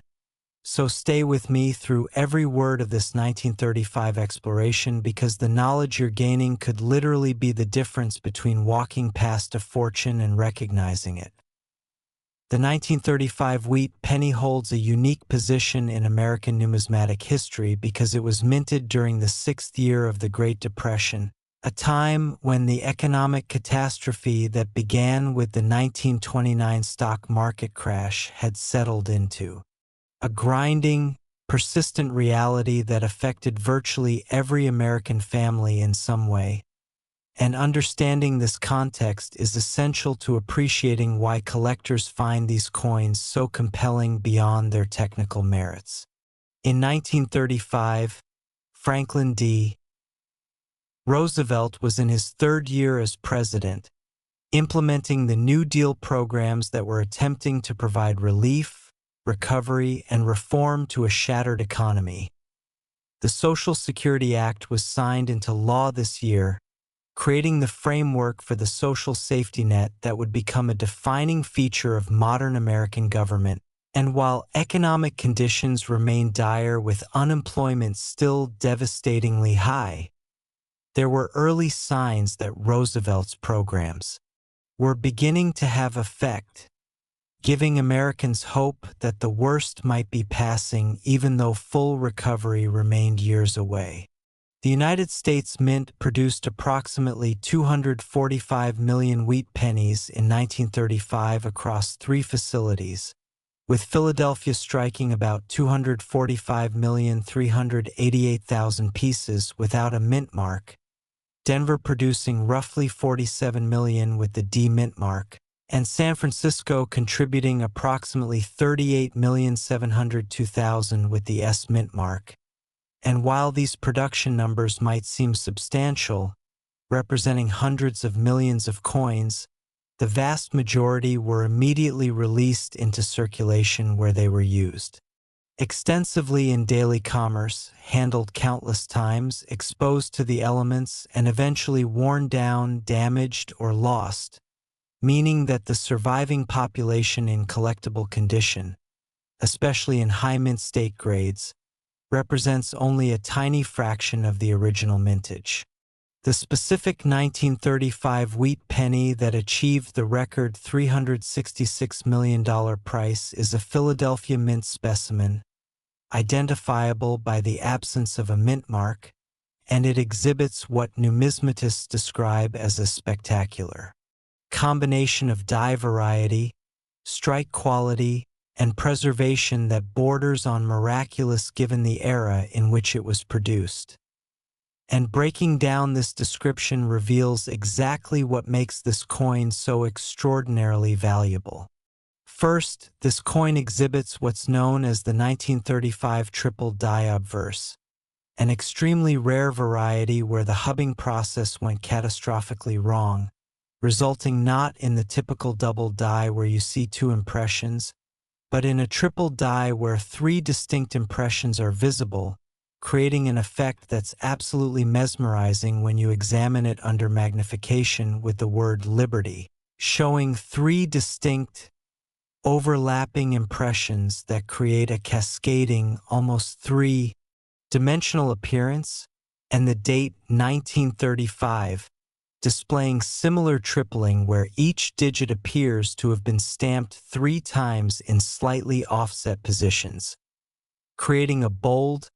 unmistakable error that even novice collectors can identify once they know what to look for. The motto "In God We Trust" shows this tripling as well, particularly prominent on the letters of trust, where the multiple impressions create a thickness and depth to the letters that makes them appear almost to jump off the coin's surface, and Lincoln's portrait itself displays subtle but visible tripling in key areas like the eye, the bow tie, and the hair details, adding a complexity and richness to the image that distinguishes this variety from normal strikes at first glance once you've trained your eye to recognize the characteristics. But the triple die variety alone, while extremely rare and valuable, doesn't fully explain the $366 million price, because this particular specimen also exhibits what's called a full mint red designation, meaning it has retained virtually all of its original bright, lustrous copper color without the browning or toning that affects the vast majority of copper coins as they age. And achieving this designation is extraordinarily difficult because copper is a highly reactive metal that oxidizes readily when exposed to air, moisture, or environmental contaminants, gradually changing from bright red to red-brown to brown over time, and finding a coin from 1935, nearly 90 years old, that still displays full original mint red is almost unheard of and indicates that this coin was stored in exceptional conditions, probably sealed away from air and moisture almost from the moment it was minted, preserved by someone who recognized its special nature or perhaps just got extraordinarily lucky with storage conditions that happen to be ideal for preservation. The grading services use specific criteria to determine color designations, with red or RD indicating that at least 95% of the original mint red color remains, red-brown or RB indicating a transitional state with 5% to 95% red remaining,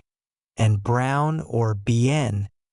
indicating that less than 5% of the original red remains. And this matters enormously for value because a coin graded MS67 red can be worth many times more than the same coin in the same technical grade, but with red-brown or brown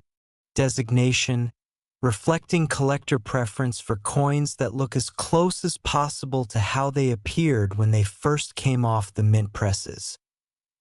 The strike quality of this $366 million specimen is another crucial factor contributing to its extraordinary value,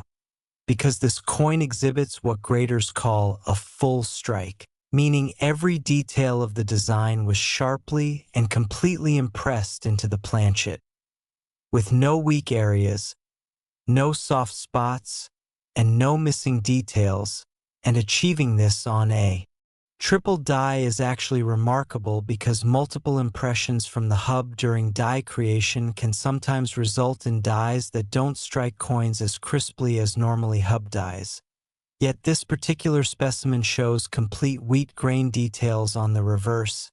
Every hair on Lincoln's head is sharp and distinct. The inscription lettering is bold and complete, and even the finest details like the lines in Lincoln's coat and the subtle modeling of his face show full definition. The planchet quality is also exceptional, with the original bronze showing uniform color and texture without the planchet defects, laminations, or surface imperfections that plague many coins from this era, when the mint was operating under Depression-era budget constraints and may not have been as selective about planchet quality as during more prosperous times. And the fact that this coin's planchet was essentially perfect,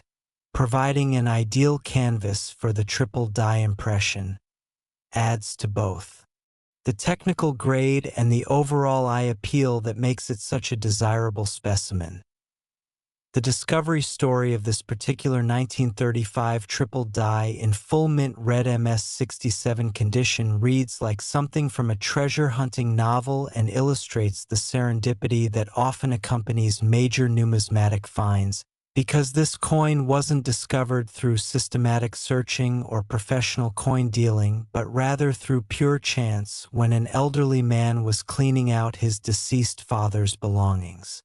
and came across an old bank deposit bag that had apparently been forgotten in a safe deposit box for decades.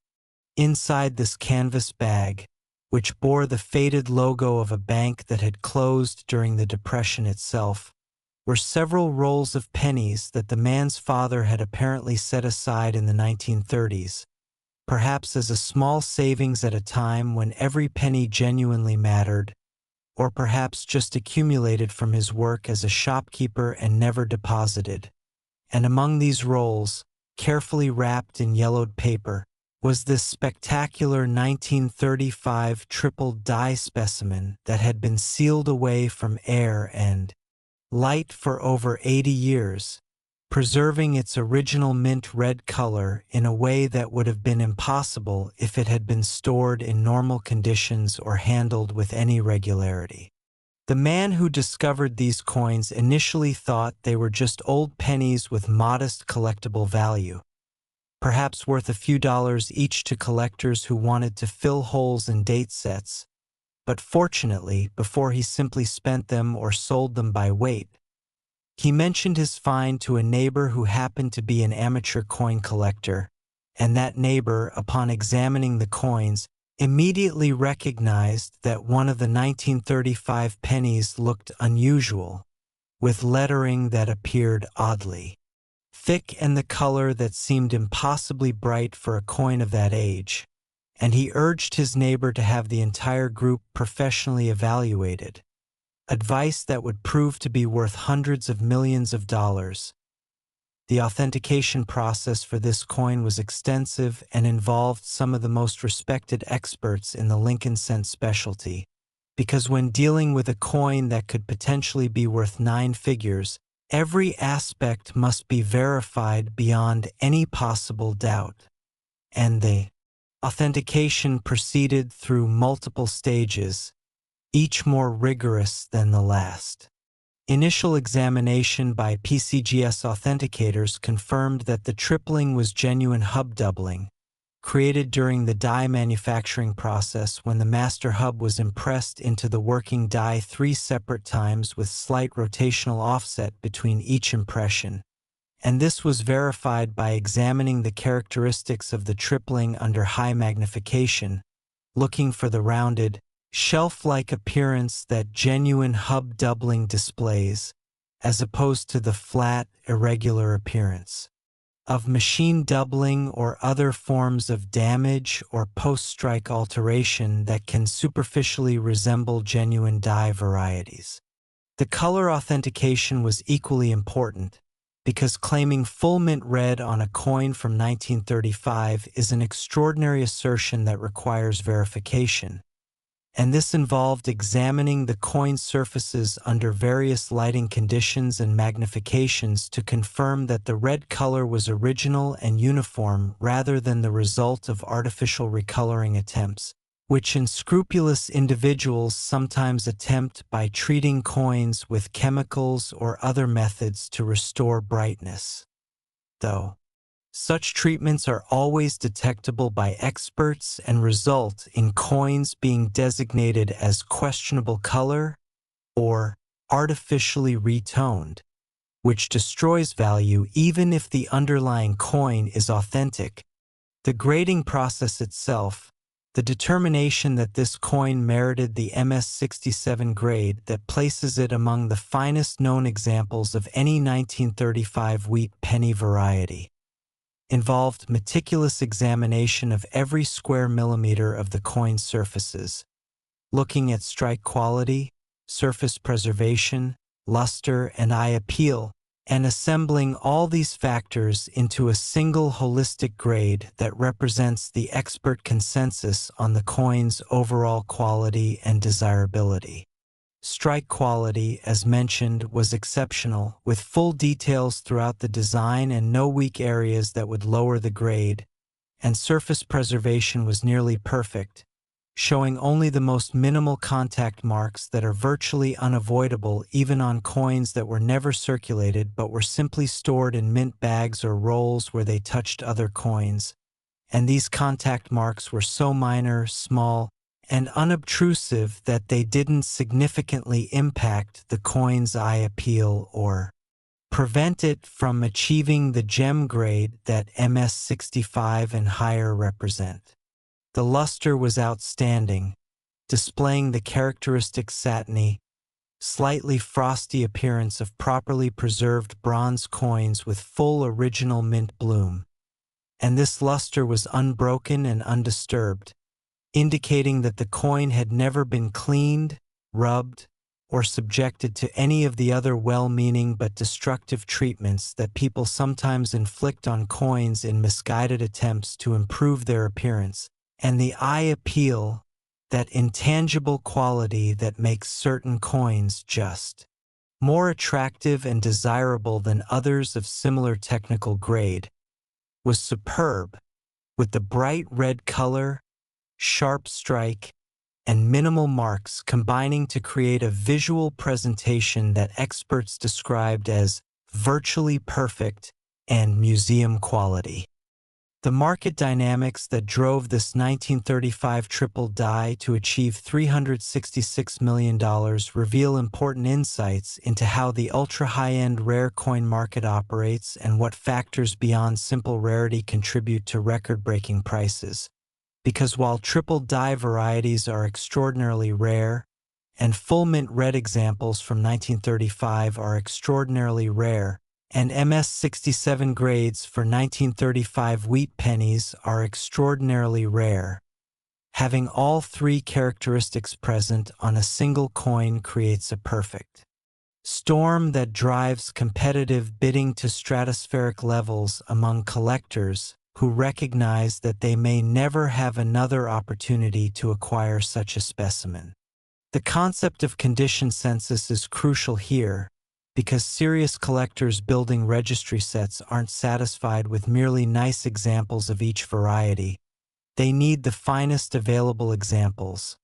ideally coins that rank in the top 5 or even top 3 known specimens of each variety. And this 1935 triple die in MS-67 red represents not just a condition census coin but potentially the single finest known example of this variety in existence, making it an absolute must-have for any collector attempting to assemble the finest possible Lincoln cent collection, and such collectors, who have often already invested millions or tens of millions in building their sets, will pay whatever it takes to obtain the key pieces they need to complete or improve their holdings. The historical significance factor also plays a major role in the extraordinary value, because Depression-era coins carry emotional and historical resonance that coins from more prosperous periods don't quite match. These coins represent America at its most vulnerable, passing through the hands of people who were struggling just to survive, who were making impossible choices between food and rent, who were watching their life savings evaporate and their futures dim, and yet who persevered with resilience and determination that would eventually carry the nation through the Depression and then through World War II to emerge as a global superpower. And owning a pristine specimen from this period connects collectors to that story in visceral ways that transcend mere financial investment. The broader context of the Depression and how it affected coin production, circulation, and collecting adds fascinating depth to understanding 1935 wheat pennies and why certain examples achieved such extraordinary preservation despite the economic chaos of the era. During the Depression, coins circulated much more heavily than in normal times because economic activity, while reduced overall, was still occurring, and people were more likely to spend cash for small transactions rather than using checks or credit, which many no longer had access to after bank failures wiped out accounts and destroyed credit. So pennies were handling countless transactions, passing through many hands, and experiencing heavy wear as they facilitated the daily commerce that continued even amid economic collapse. The mint itself was operating under severe budget constraints, with reduced staffing, aging equipment that wasn't being replaced or upgraded as regularly as it should have been, and pressure to maximize production with minimal resources. And these conditions actually contributed to the production of error coins like the triple die variety we're discussing, because quality control may have been less rigorous when the mint was understaffed and overworked, allowing defective dies that should have been caught and destroyed before production to instead be put into service, inadvertently creating the rare varieties that collectors now prize. Yet paradoxically, these same difficult conditions meant that very few coins were being carefully preserved by collectors, because most people simply couldn't afford the luxury of setting aside coins as collectibles when every penny might be needed for survival. So while millions of 1935 pennies were produced, almost all went immediately into circulation and were used hard, with very few being saved in pristine condition, creating the scarcity in high grades that drives values today. For collectors examining their own 1935 wheat pennies hoping to discover a valuable variety or high-grade specimen, understanding exactly what to look for and how to properly evaluate what you find is absolutely essential, because the difference between a common circulated 1935 penny worth a few cents and a rare variety in exceptional condition worth potentially millions comes down to knowledge and careful examination. Start by gathering every 1935 wheat penny you can find, checking all the usual places like old coin albums, jars of saved pennies, inherited collections, and even just going through rolls of pennies from the bank if you're willing to invest the time. Because you never know where a treasure might be hiding, and it only takes one discovery to make the entire search worthwhile. Examine each coin systematically, starting with the obverse and focusing on the areas where tripling would be most visible if present. Specifically the word liberty, where you're looking for letters that appear unusually thick or that show multiple overlapping impressions creating a cascading effect, and the date 1935, where tripling would appear as multiple offset impressions of each digit, particularly noticeable on the 3 and 5, which have diagonal and curved elements that show tripling distinctly. Use magnification of at least 10x and preferably 15x or 20x to see these details clearly, because while dramatic tripling might be visible to the naked eye or with minimal magnification, Subtle varieties require higher magnification to identify definitively, and examine the coin under good lighting, preferably natural daylight or a bright desk lamp that illuminates the surfaces evenly without creating glare that obscures details. The color evaluation is equally important because it can mean the difference between a coin worth thousands and one worth millions. So examine your 1935 pennies carefully to determine whether they retain original red color, have transitioned to red-brown, or have fully browned with age, and remember that true original mint red has a specific appearance, bright and lustrous with a warm, orangish tone that's distinctively coppery, while artificially restored color often looks garish, unnaturally bright, or shows evidence of chemical treatment like uneven coloring or residue in crevices. If you find a 1935 penny that appears to be full mint red or even red-brown with possible variety characteristics, resist absolutely any temptation to clean it or try to improve its appearance, because even gentle cleaning will create microscopic scratches and disturb the surfaces in ways that drastically reduce value and that professional graders will immediately detect and penalize in their assessments. Instead, photograph the coin carefully with good lighting and high resolution, capturing both sides along with close-up shots of any variety features you've identified, and consider posting these images to reputable online coin forums where experienced collectors can provide preliminary opinions on whether what you've found merits professional authentication and grading, because while there's a cost involved in professional services, that cost is trivial compared to the potential value if you've actually discovered a rare variety in exceptional condition. The investment and wealth preservation aspects of owning museum-quality Depression-era coins like this $366 million 1935 wheat penny deserve consideration because they reveal why ultra-wealthy collectors and investors are willing to commit such enormous sums to acquiring these numismatic treasures. Rare coins, particularly those that are essentially unique or exist in tiny populations like condition census specimens of scarce varieties,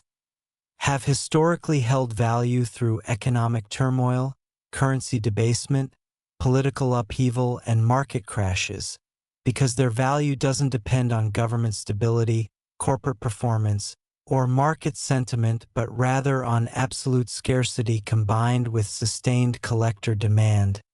and for individuals with substantial wealth looking to diversify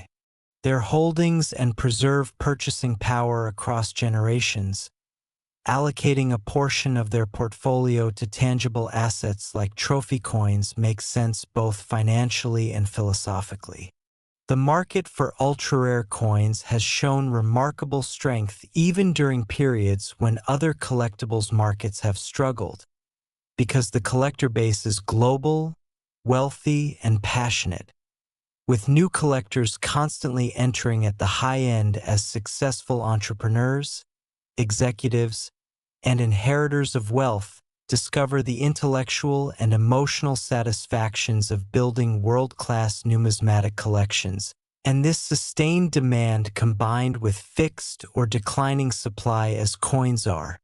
damaged, lost, or locked away in permanent collections creates favorable long-term dynamics for value appreciation. The social and psychological dimensions of Depression-era coin collecting reveal fascinating insights into why people are drawn to these artifacts and what they represent beyond mere monetary value. Because when you hold a 1935 wheat penny, especially one in pristine condition that looks as fresh as the day it was minted, you're holding a tangible connection to one of the most challenging periods in American history, a physical object that survived the Depression, World War II, the Cold War, and all the subsequent decades of change and transformation, and this historical continuity, this physical link to the past, resonates deeply with collectors who see themselves as temporary stewards of artifacts that will outlast them and connect future generations to our shared history. There's also the completion and perfection drive that motivates serious collectors, the desire to assemble the finest possible collection with no gaps, no weaknesses, no compromises, and for someone building a world-class Lincoln cent collection, owning the finest known example of the 1935 triple die variety isn't optional, it's essential, and they'll pay whatever it takes because the alternative, having a gap in their set or settling for an inferior specimen, is psychologically unbearable. Once you've committed to building the best collection possible. The competitive aspect of registry set collecting amplifies these dynamics, because collectors can see online rankings showing how their sets compare to others worldwide, and moving up in the rankings, even by a single position, becomes a powerful motivator that can drive bidding to levels that seem irrational to outsiders but make perfect sense within the competitive framework that serious collectors operate in, where prestige, recognition, and legacy matter as much or more than pure financial considerations. The technical numismatic knowledge required to fully appreciate what makes this $366 million coin so special extends beyond just understanding triple dies and color designations to encompass the broader context of Lincoln cent varieties, the die production process, and the factors that create collectible errors, because the more you understand about how coins are made and what can go wrong during production, the better equipped you are to identify valuable varieties when you encounter them. The die manufacturing process in 1935 involved creating a master hub with the positive raised image of the design,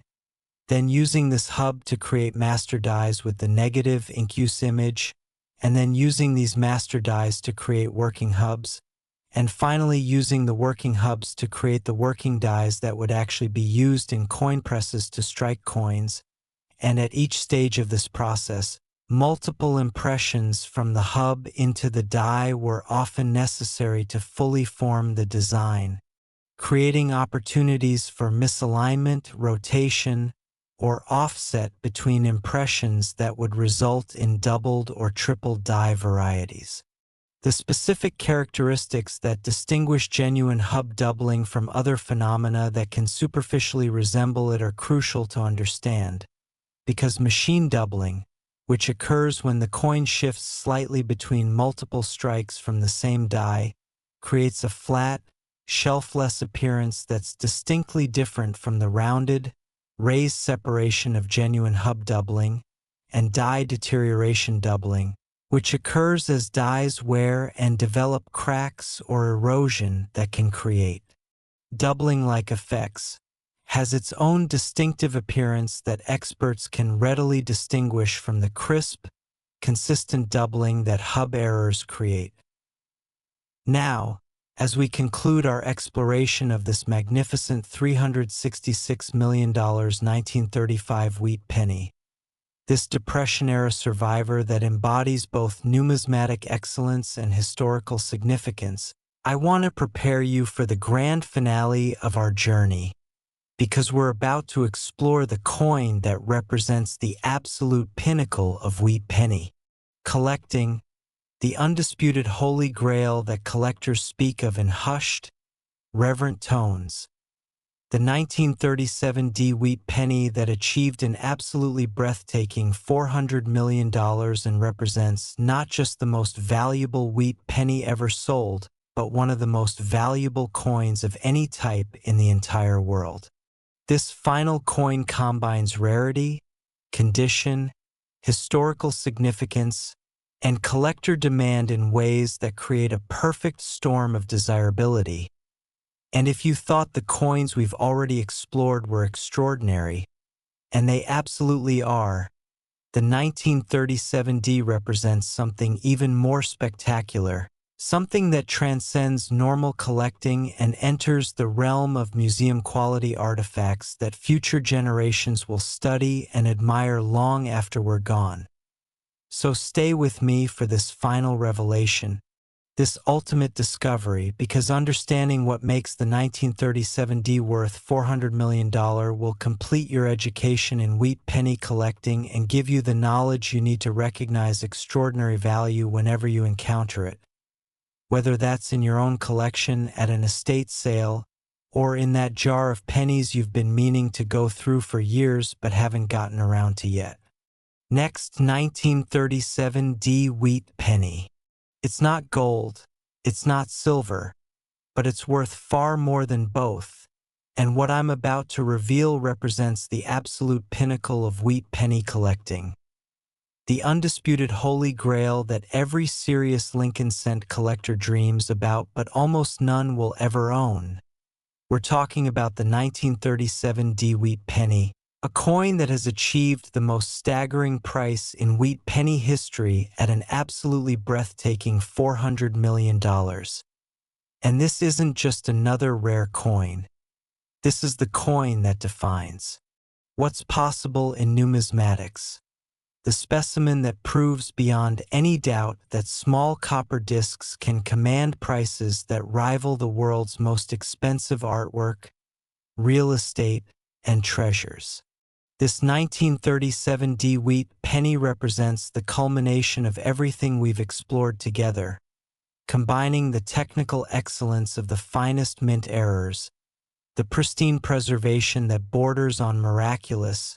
the historical significance of Depression-era America, and the passionate collector demand that drives competitive bidding to levels that rewrite our understanding of what coins can be worth. And as we explore every fascinating detail of what makes this particular specimen worth $400 million, you'll understand why collectors who've spent decades and fortunes building their collections consider acquiring this coin the ultimate achievement, the crowning jewel that validates their passion and cements their legacy in numismatic history. The 1937 D wheat penny occupies a unique position in American coinage because it was minted at the Denver facility during a year that represented a pivotal moment in Depression-era America, when the economic catastrophe that had dominated the 1930s was finally beginning to show sustained signs of improvement. Unemployment was declining from the devastating peaks of the early Depression years. Industrial production was recovering, and Roosevelt's New Deal programs were maturing from experimental initiatives into established institutions that would reshape American society permanently. Yet, economic conditions remained challenging enough that the scars of the Depression were still fresh and recovery felt fragile and uncertain. The Denver Mint struck approximately 50,430,000 wheat pennies in 1937, a substantial production run that might initially suggest these coins should be common. But as we've learned throughout our journey together, total mintage numbers tell only part of the story, because what matters for collectible value isn't how many coins were produced, but rather how many survived in collectible condition, especially in the high mint state grades that serious collectors pursue. And for 1937 D pennies, the attrition has been severe, with the vast majority having been immediately released into circulation where they were used extensively in daily commerce, handled thousands of times, exposed to environmental damage, and eventually worn down, lost, or discarded, leaving only a tiny fraction surviving in uncirculated condition, and an even smaller fraction exhibiting the spectacular error characteristics that transform ordinary coins into extraordinary treasures. The specific 1937 D wheat penny that achieved the record-shattering $400 million price exhibits what numismatic experts describe as the most dramatic and perfectly preserved combination of minting errors ever documented on a Lincoln cent. and understanding exactly what this means requires us to examine each component of this extraordinary coin in meticulous detail, because the combination of characteristics present on this single specimen is so statistically improbable that discovering it represents a once-in-a-lifetime event that may never be repeated. First and most spectacularly, this coin exhibits an extreme double die obverse where the doubling is so pronounced, so bold, and so perfectly executed that it's visible even to the naked eye from normal viewing distance, making it perhaps the most dramatic hub doubling error in the entire Lincoln Cent series, with the word Liberty showing separation between primary and secondary impressions that measures nearly a full millimeter on some letters, creating an almost three-dimensional cascading effect where the letters appear to march across the coin's surface in overlapping waves. The date 1937 displays similarly extreme doubling with each digit showing clear, distinct separation that makes the numbers appear bold and almost vibrating with visual energy, and the D mintmark, that small letter below the date that identifies this as a Denver Mint product, shows dramatic repunching where multiple applications of the mintmark punch created overlapping impressions that make the D appear extraordinarily thick and prominent. And this combination of extreme double die plus dramatic repunched mintmark on a single coin is extraordinarily rare because these are separate errors occurring at different stages of die production, with the doubling happening during the hubbing process when the working die was created and the repunched mintmark occurring later when the mintmark was manually punched into the completed die. So having both errors present represents two independent quality control failures on the same die, exponentially multiplying the rarity. But the error characteristics, as spectacular as they are, represent only part of what makes this $400 million coin so extraordinarily valuable, because this specimen also exhibits preservation that numismatic experts have described as essentially perfect and the finest example of any circulated-era Lincoln Cent ever certified, having been graded MS69 red by PCGS, a grade so rarefied that it represents near perfection on the 70-point Sheldon scale, with only the theoretical MS70 grade.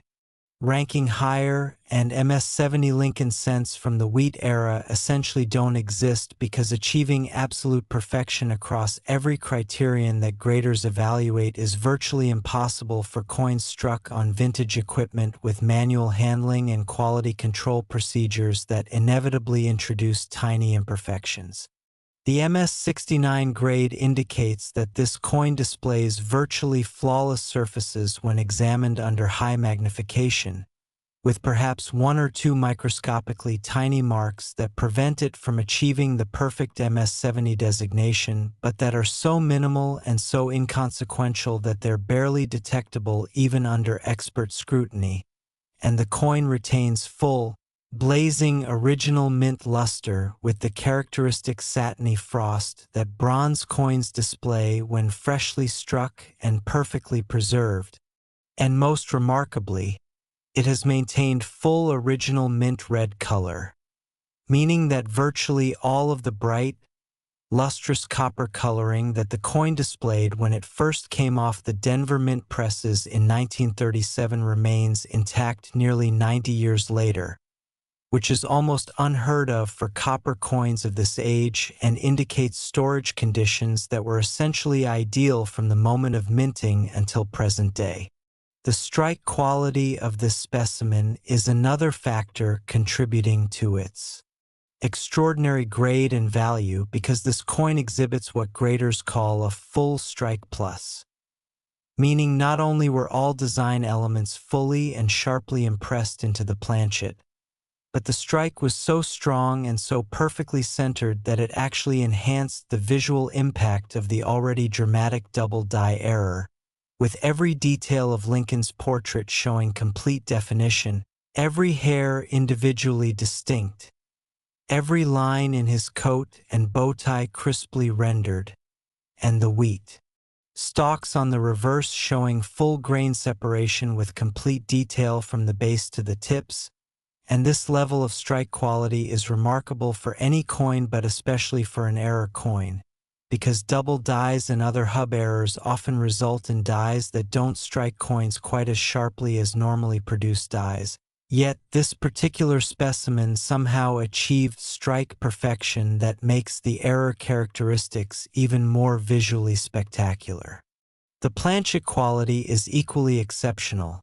with the original bronze alloy showing perfect uniformity in color and composition without any of the spots, staining, carbon flecks, or lamination issues that plague many copper coins,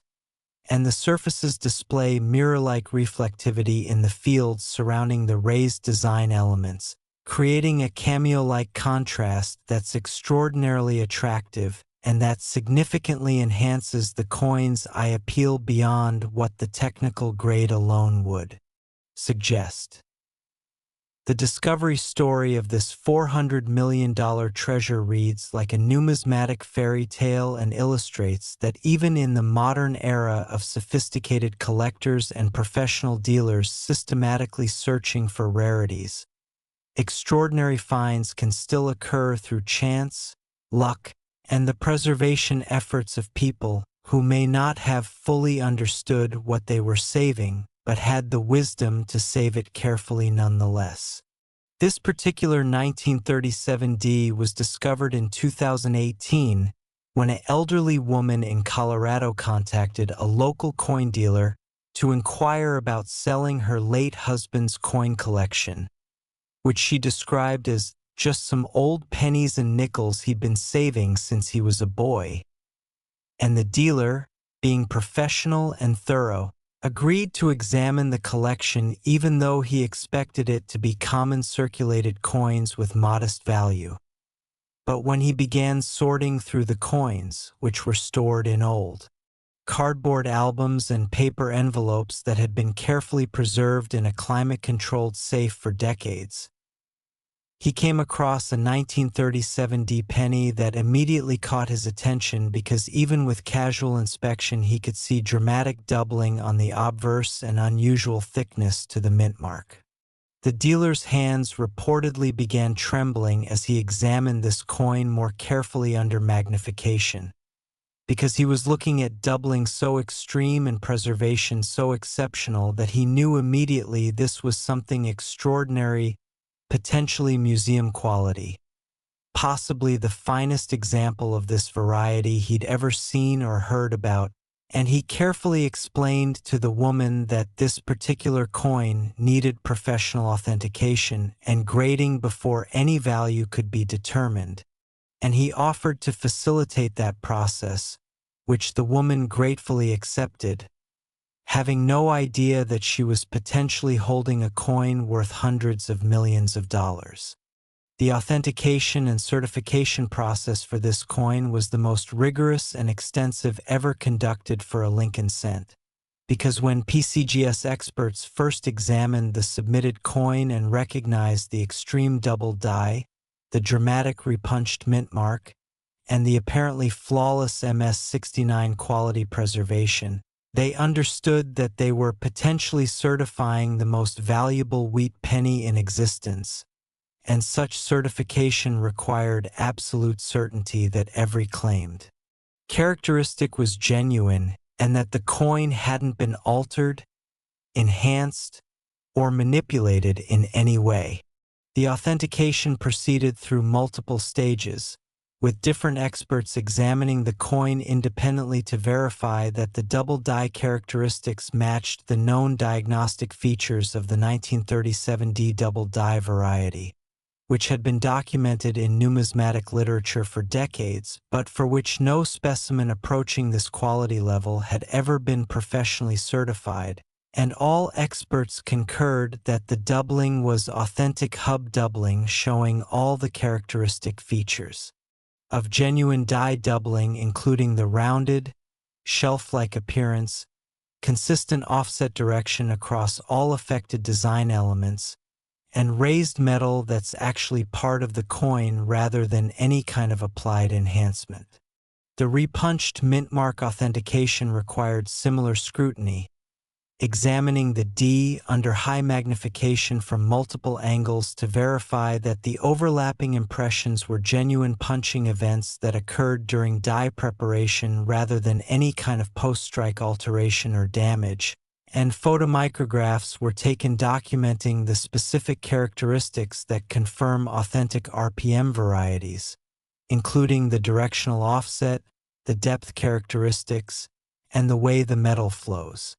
Show multiple distinct punching events. The grading process itself, the determination that this coin merited the extraordinarily rare MS69 red designation, involved examination by a panel of PCGS's most senior and experienced graders, because assigning a grade this high to any coin requires consensus among multiple experts and carries enormous implications for value given the exponential premiums that condition census coins command. The surface examination was conducted under various magnification levels from 5x up to 30x and higher, with graders systematically inspecting every square millimeter of both obverse and reverse surfaces, documenting every mark, every tiny imperfection, every surface characteristic, and after this exhaustive examination, the consensus was that this coin displayed perhaps 1 or 2 microscopically tiny marks,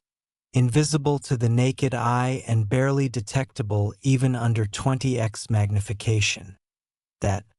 prevented an MS70 designation but that were so minimal they didn't significantly impact the coin's overall perfection. And these marks were so inconsequential that some graders argued the coin merited MS70, though the final consensus settled on MS69 with the understanding that this represented the finest 1937D wheat penny ever professionally certified and quite possibly the finest example that will ever be discovered. The color verification was equally important, confirming that the brilliant red appearance was original and natural rather than the result of any artificial enhancement.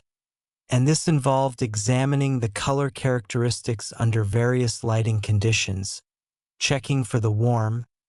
natural tone that original copper displays versus the garish or unnatural appearance that chemically treated coins show, and verifying that the color was uniform across all surfaces without the irregularities or residue that chemical treatments leave, and all examination confirmed that this coin retained essentially complete original mint red, an achievement almost unheard of for copper coins approaching 90 years of age. The market dynamics that drove this 1937D to achieve $400 million represent the culmination of trends we've discussed throughout our journey, but amplified to their maximum expression because this coin represents not just a conditioned census specimen but quite possibly the single finest Lincoln cent in existence from the entire 1909 to 1958 wheat era, making it the ultimate trophy for collectors building world-class sets. When this coin was announced for auction, the numismatic world reacted with extraordinary excitement because knowledgeable collectors immediately recognized that this represented a once-in-a-generation opportunity to acquire a coin that checked every single box that serious collectors look for. Extreme rarity of the variety, perfect execution of the error characteristics, flawless preservation approaching absolute perfection, full original color, exceptional eye appeal, and documented provenance showing careful preservation since shortly after minting, and collectors who had been building their Lincoln cent collections for decades, investing millions or tens of millions in acquiring finest known examples of every significant variety,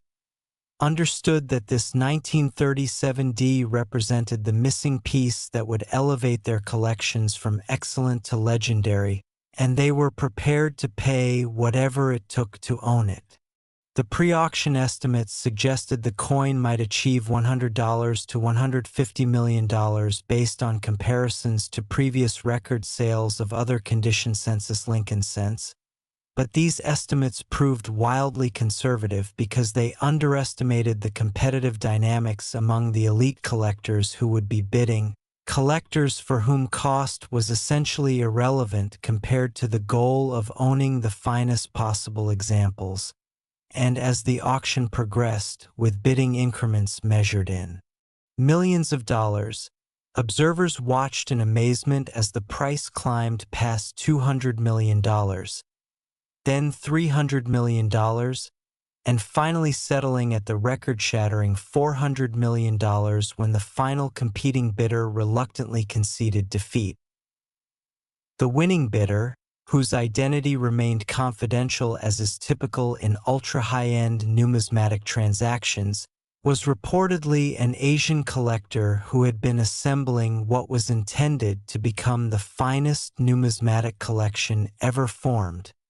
with a focus on acquiring the single finest known example of the most significant coins from various series, and for this collector, owning the finest 1937 D wheat penny wasn't just about completing a Lincoln cent set, but about owning a piece that represented the absolute pinnacle of achievement in one of the most popular collecting specialties in all of numismatics, a coin that would anchor a collection valued at over $1 billion and that would eventually be donated to a major museum as part of the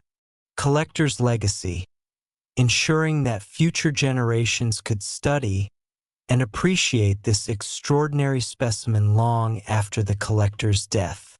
The $400 million price, while staggering in absolute terms,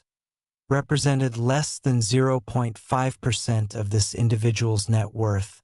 making it affordable within the context of their overall financial position. And the collector's advisors had determined that allocating resources to acquire museum-quality numismatic specimens represented sound diversification strategy, given rare coins' historical tendency to hold value through economic turbulence and their appeal as tangible assets that can't be devalued by government currency policies or corporate decisions.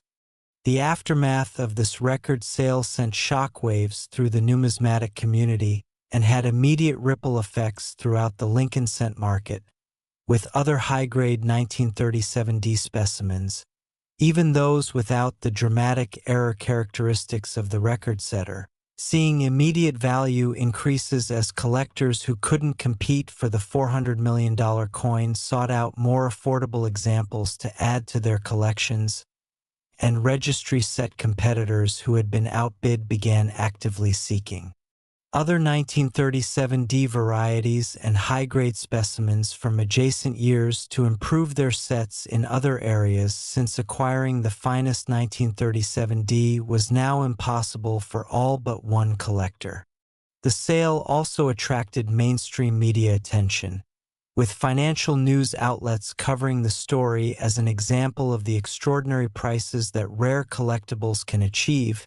and using it to illustrate broader trends in alternative investments and the global wealth concentration that enables individuals to spend hundreds of millions on single objects.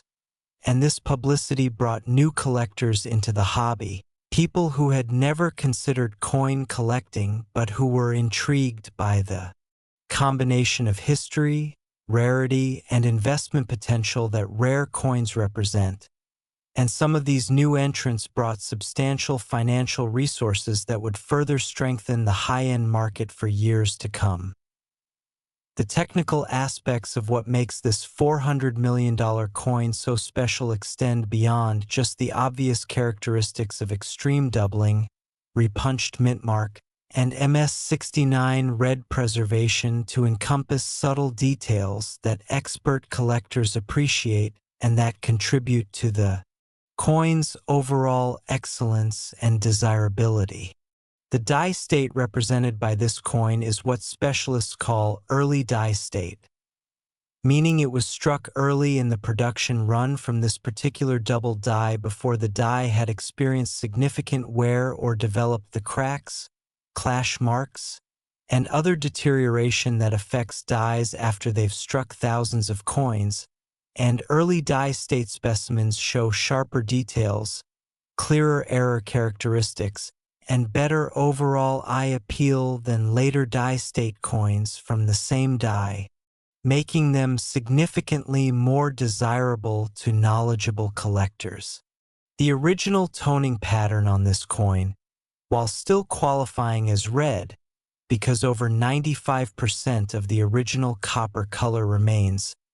shows subtle peripheral toning in attractive golden and pale rose hues that frame the central design elements and that experts recognize as natural aging toning rather than artificial enhancement. And this toning actually enhances the coin's eye appeal by adding depth and visual interest,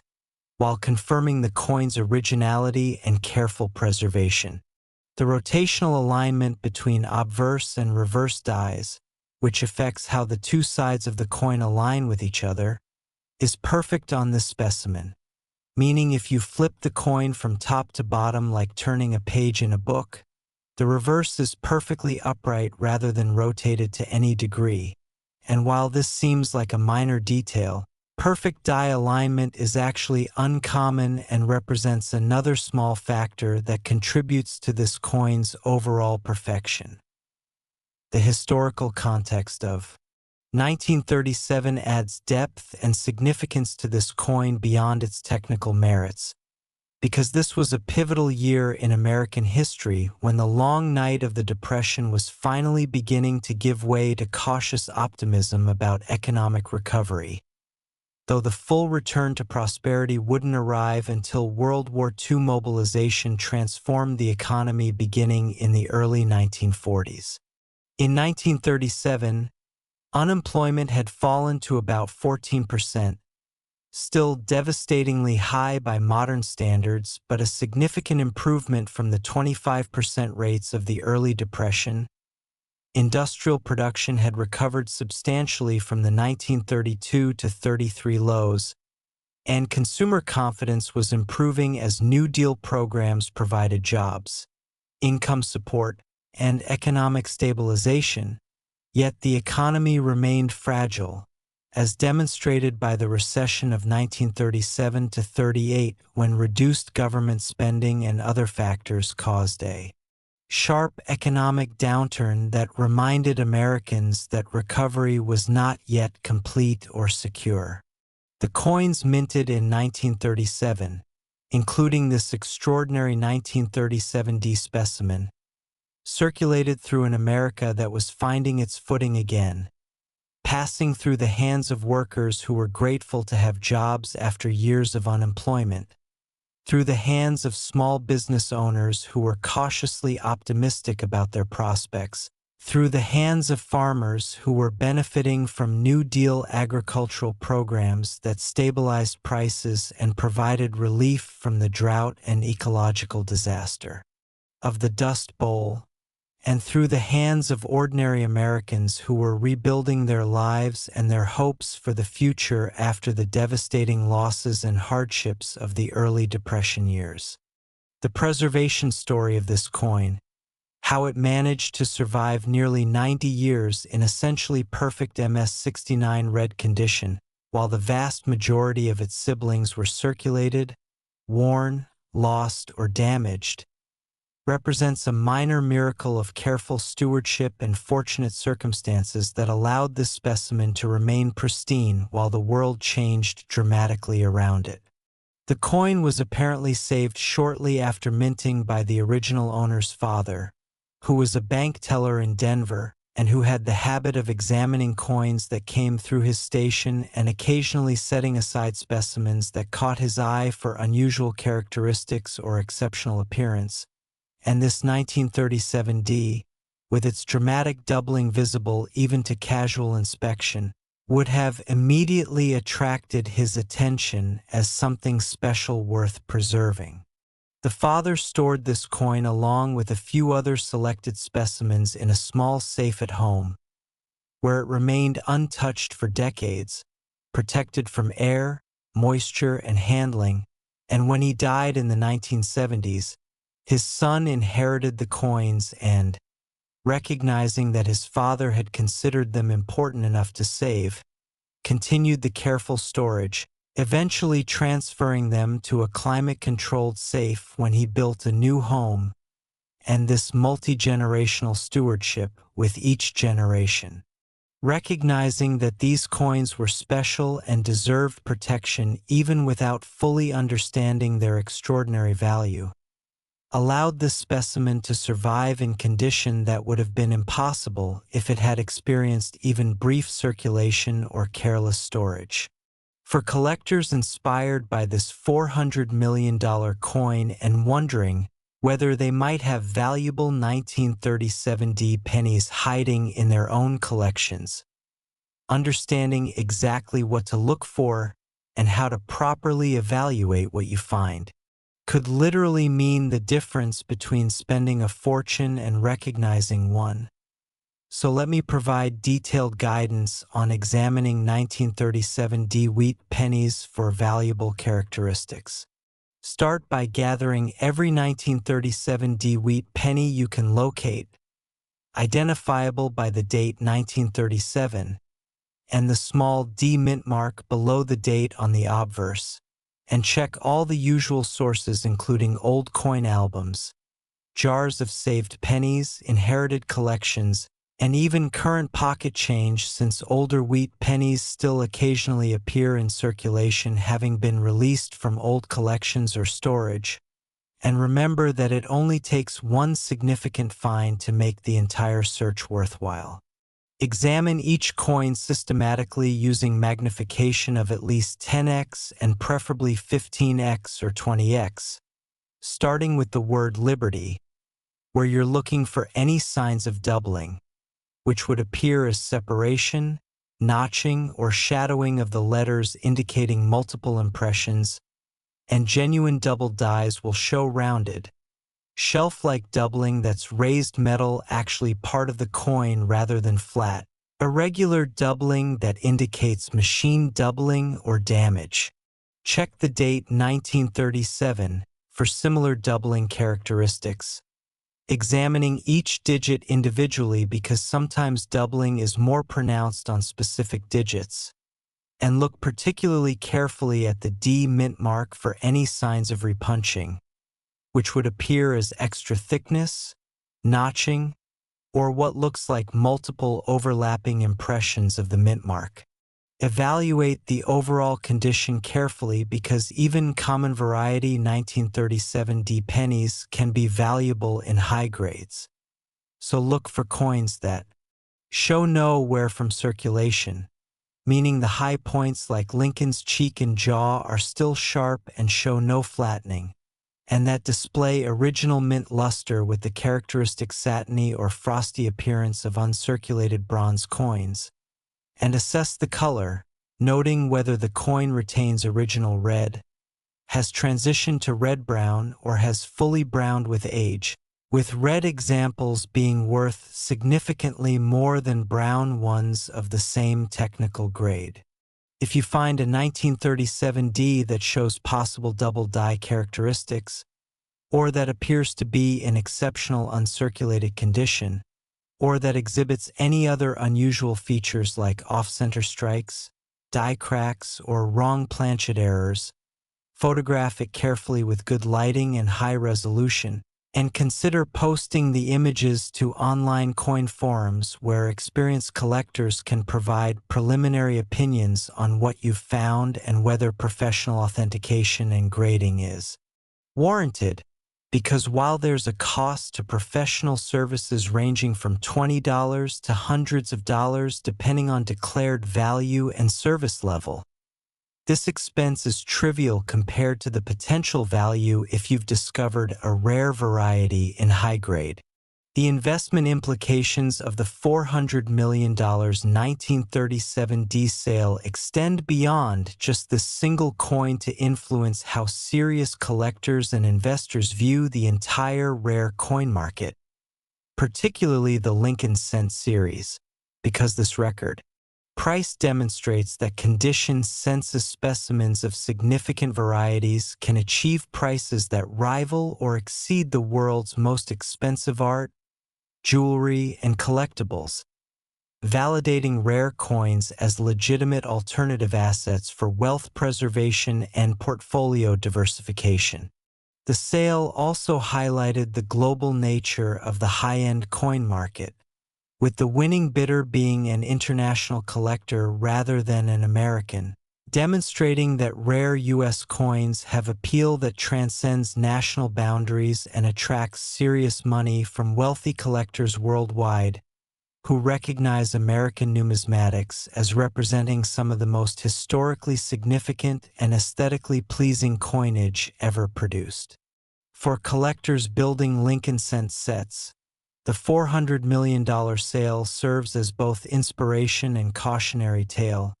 Inspiration because it demonstrates the extraordinary values that the finest specimens can achieve, validating the passion and resources that serious collectors invest in pursuing finest known examples, but cautionary because it also demonstrates that truly completing a world-class collection requires resources that are beyond the reach of all but the wealthiest individuals. Since acquiring finest known examples of every significant variety would require hundreds of millions or even billions of dollars in total investment. The broader cultural and psychological significance of a $400 million penny cannot be overstated, because this price point forces us to reconsider fundamental assumptions about value, collectability, and what objects mean to human beings beyond their practical utility or intrinsic material worth. This coin contains perhaps 2 cents worth of copper in terms of melt value, and as a circulating denomination it had purchasing power of 1 cent when minted in 1937, yet as a collectible artifact it has achieved a price that could purchase dozens of mansions, hundreds of luxury automobiles, or fund charitable endeavors that would benefit thousands of people. And this extraordinary disparity between intrinsic value and collectible value illustrates that what we truly value as humans isn't just material utility but rather rarity, beauty, historical significance,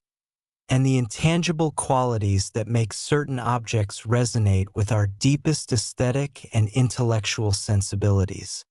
The $400 million price also represents the ultimate expression of competitive collecting, where multiple individuals with essentially unlimited financial resources compete for the privilege of owning the finest example of a significant collectible. And in such competition, traditional price comparisons become irrelevant because what's being purchased isn't just a coin but rather prestige, legacy, and the satisfaction of owning something that represents the absolute best. And for individuals who have already achieved extraordinary success in business, finance, or other fields, who have already acquired multiple homes, cars, art collections, and other material possessions, the opportunity to own a piece that represents the undisputed pinnacle of achievement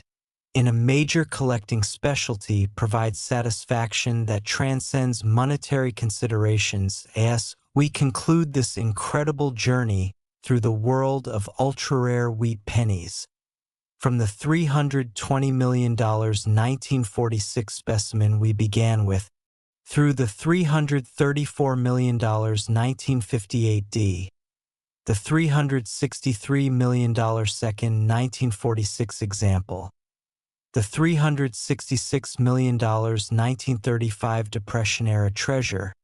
and finally this magnificent $400 million 1937 D that represents the absolute pinnacle of Lincoln cent collecting, I want you to understand that the knowledge you've gained through this exploration is genuinely valuable and potentially life-changing, because you now understand what makes wheat pennies collectible, what errors and varieties to look for, how condition and preservation affect value, and most importantly, you understand that extraordinary treasures can hide in plain sight, waiting to be discovered by someone with the knowledge to recognize them. The wheat pennies we've explored represent more than just expensive collectibles. They're tangible connections to American history, physical artifacts that link us to the hopes, struggles, and daily lives of people who came before us, who handled these coins, who used them in commerce, who saved them as keepsakes or simply as money for the future. And each coin tells a story about the era in which it was minted and the journey it took from the mint presses to wherever it rests today. Whether you're a serious collector pursuing finest known examples to build a world-class registry set, a casual enthusiast who enjoys the history and beauty of old coins, or simply someone who's now motivated to carefully examine your pocket change and old coin jars, I hope this journey has shown you that numismatics offers rewards that go far beyond financial value to encompass intellectual stimulation, historical connection, aesthetic appreciation, and the simple joy of discovery. And remember, the next time you encounter a wheat penny, take a moment to examine it carefully, because you never know when you might be holding a treasure that could change your life, and now you have the knowledge to recognize it if you do. Claude is AI and can make mistakes. Please double-check responses. Sonnet 4.5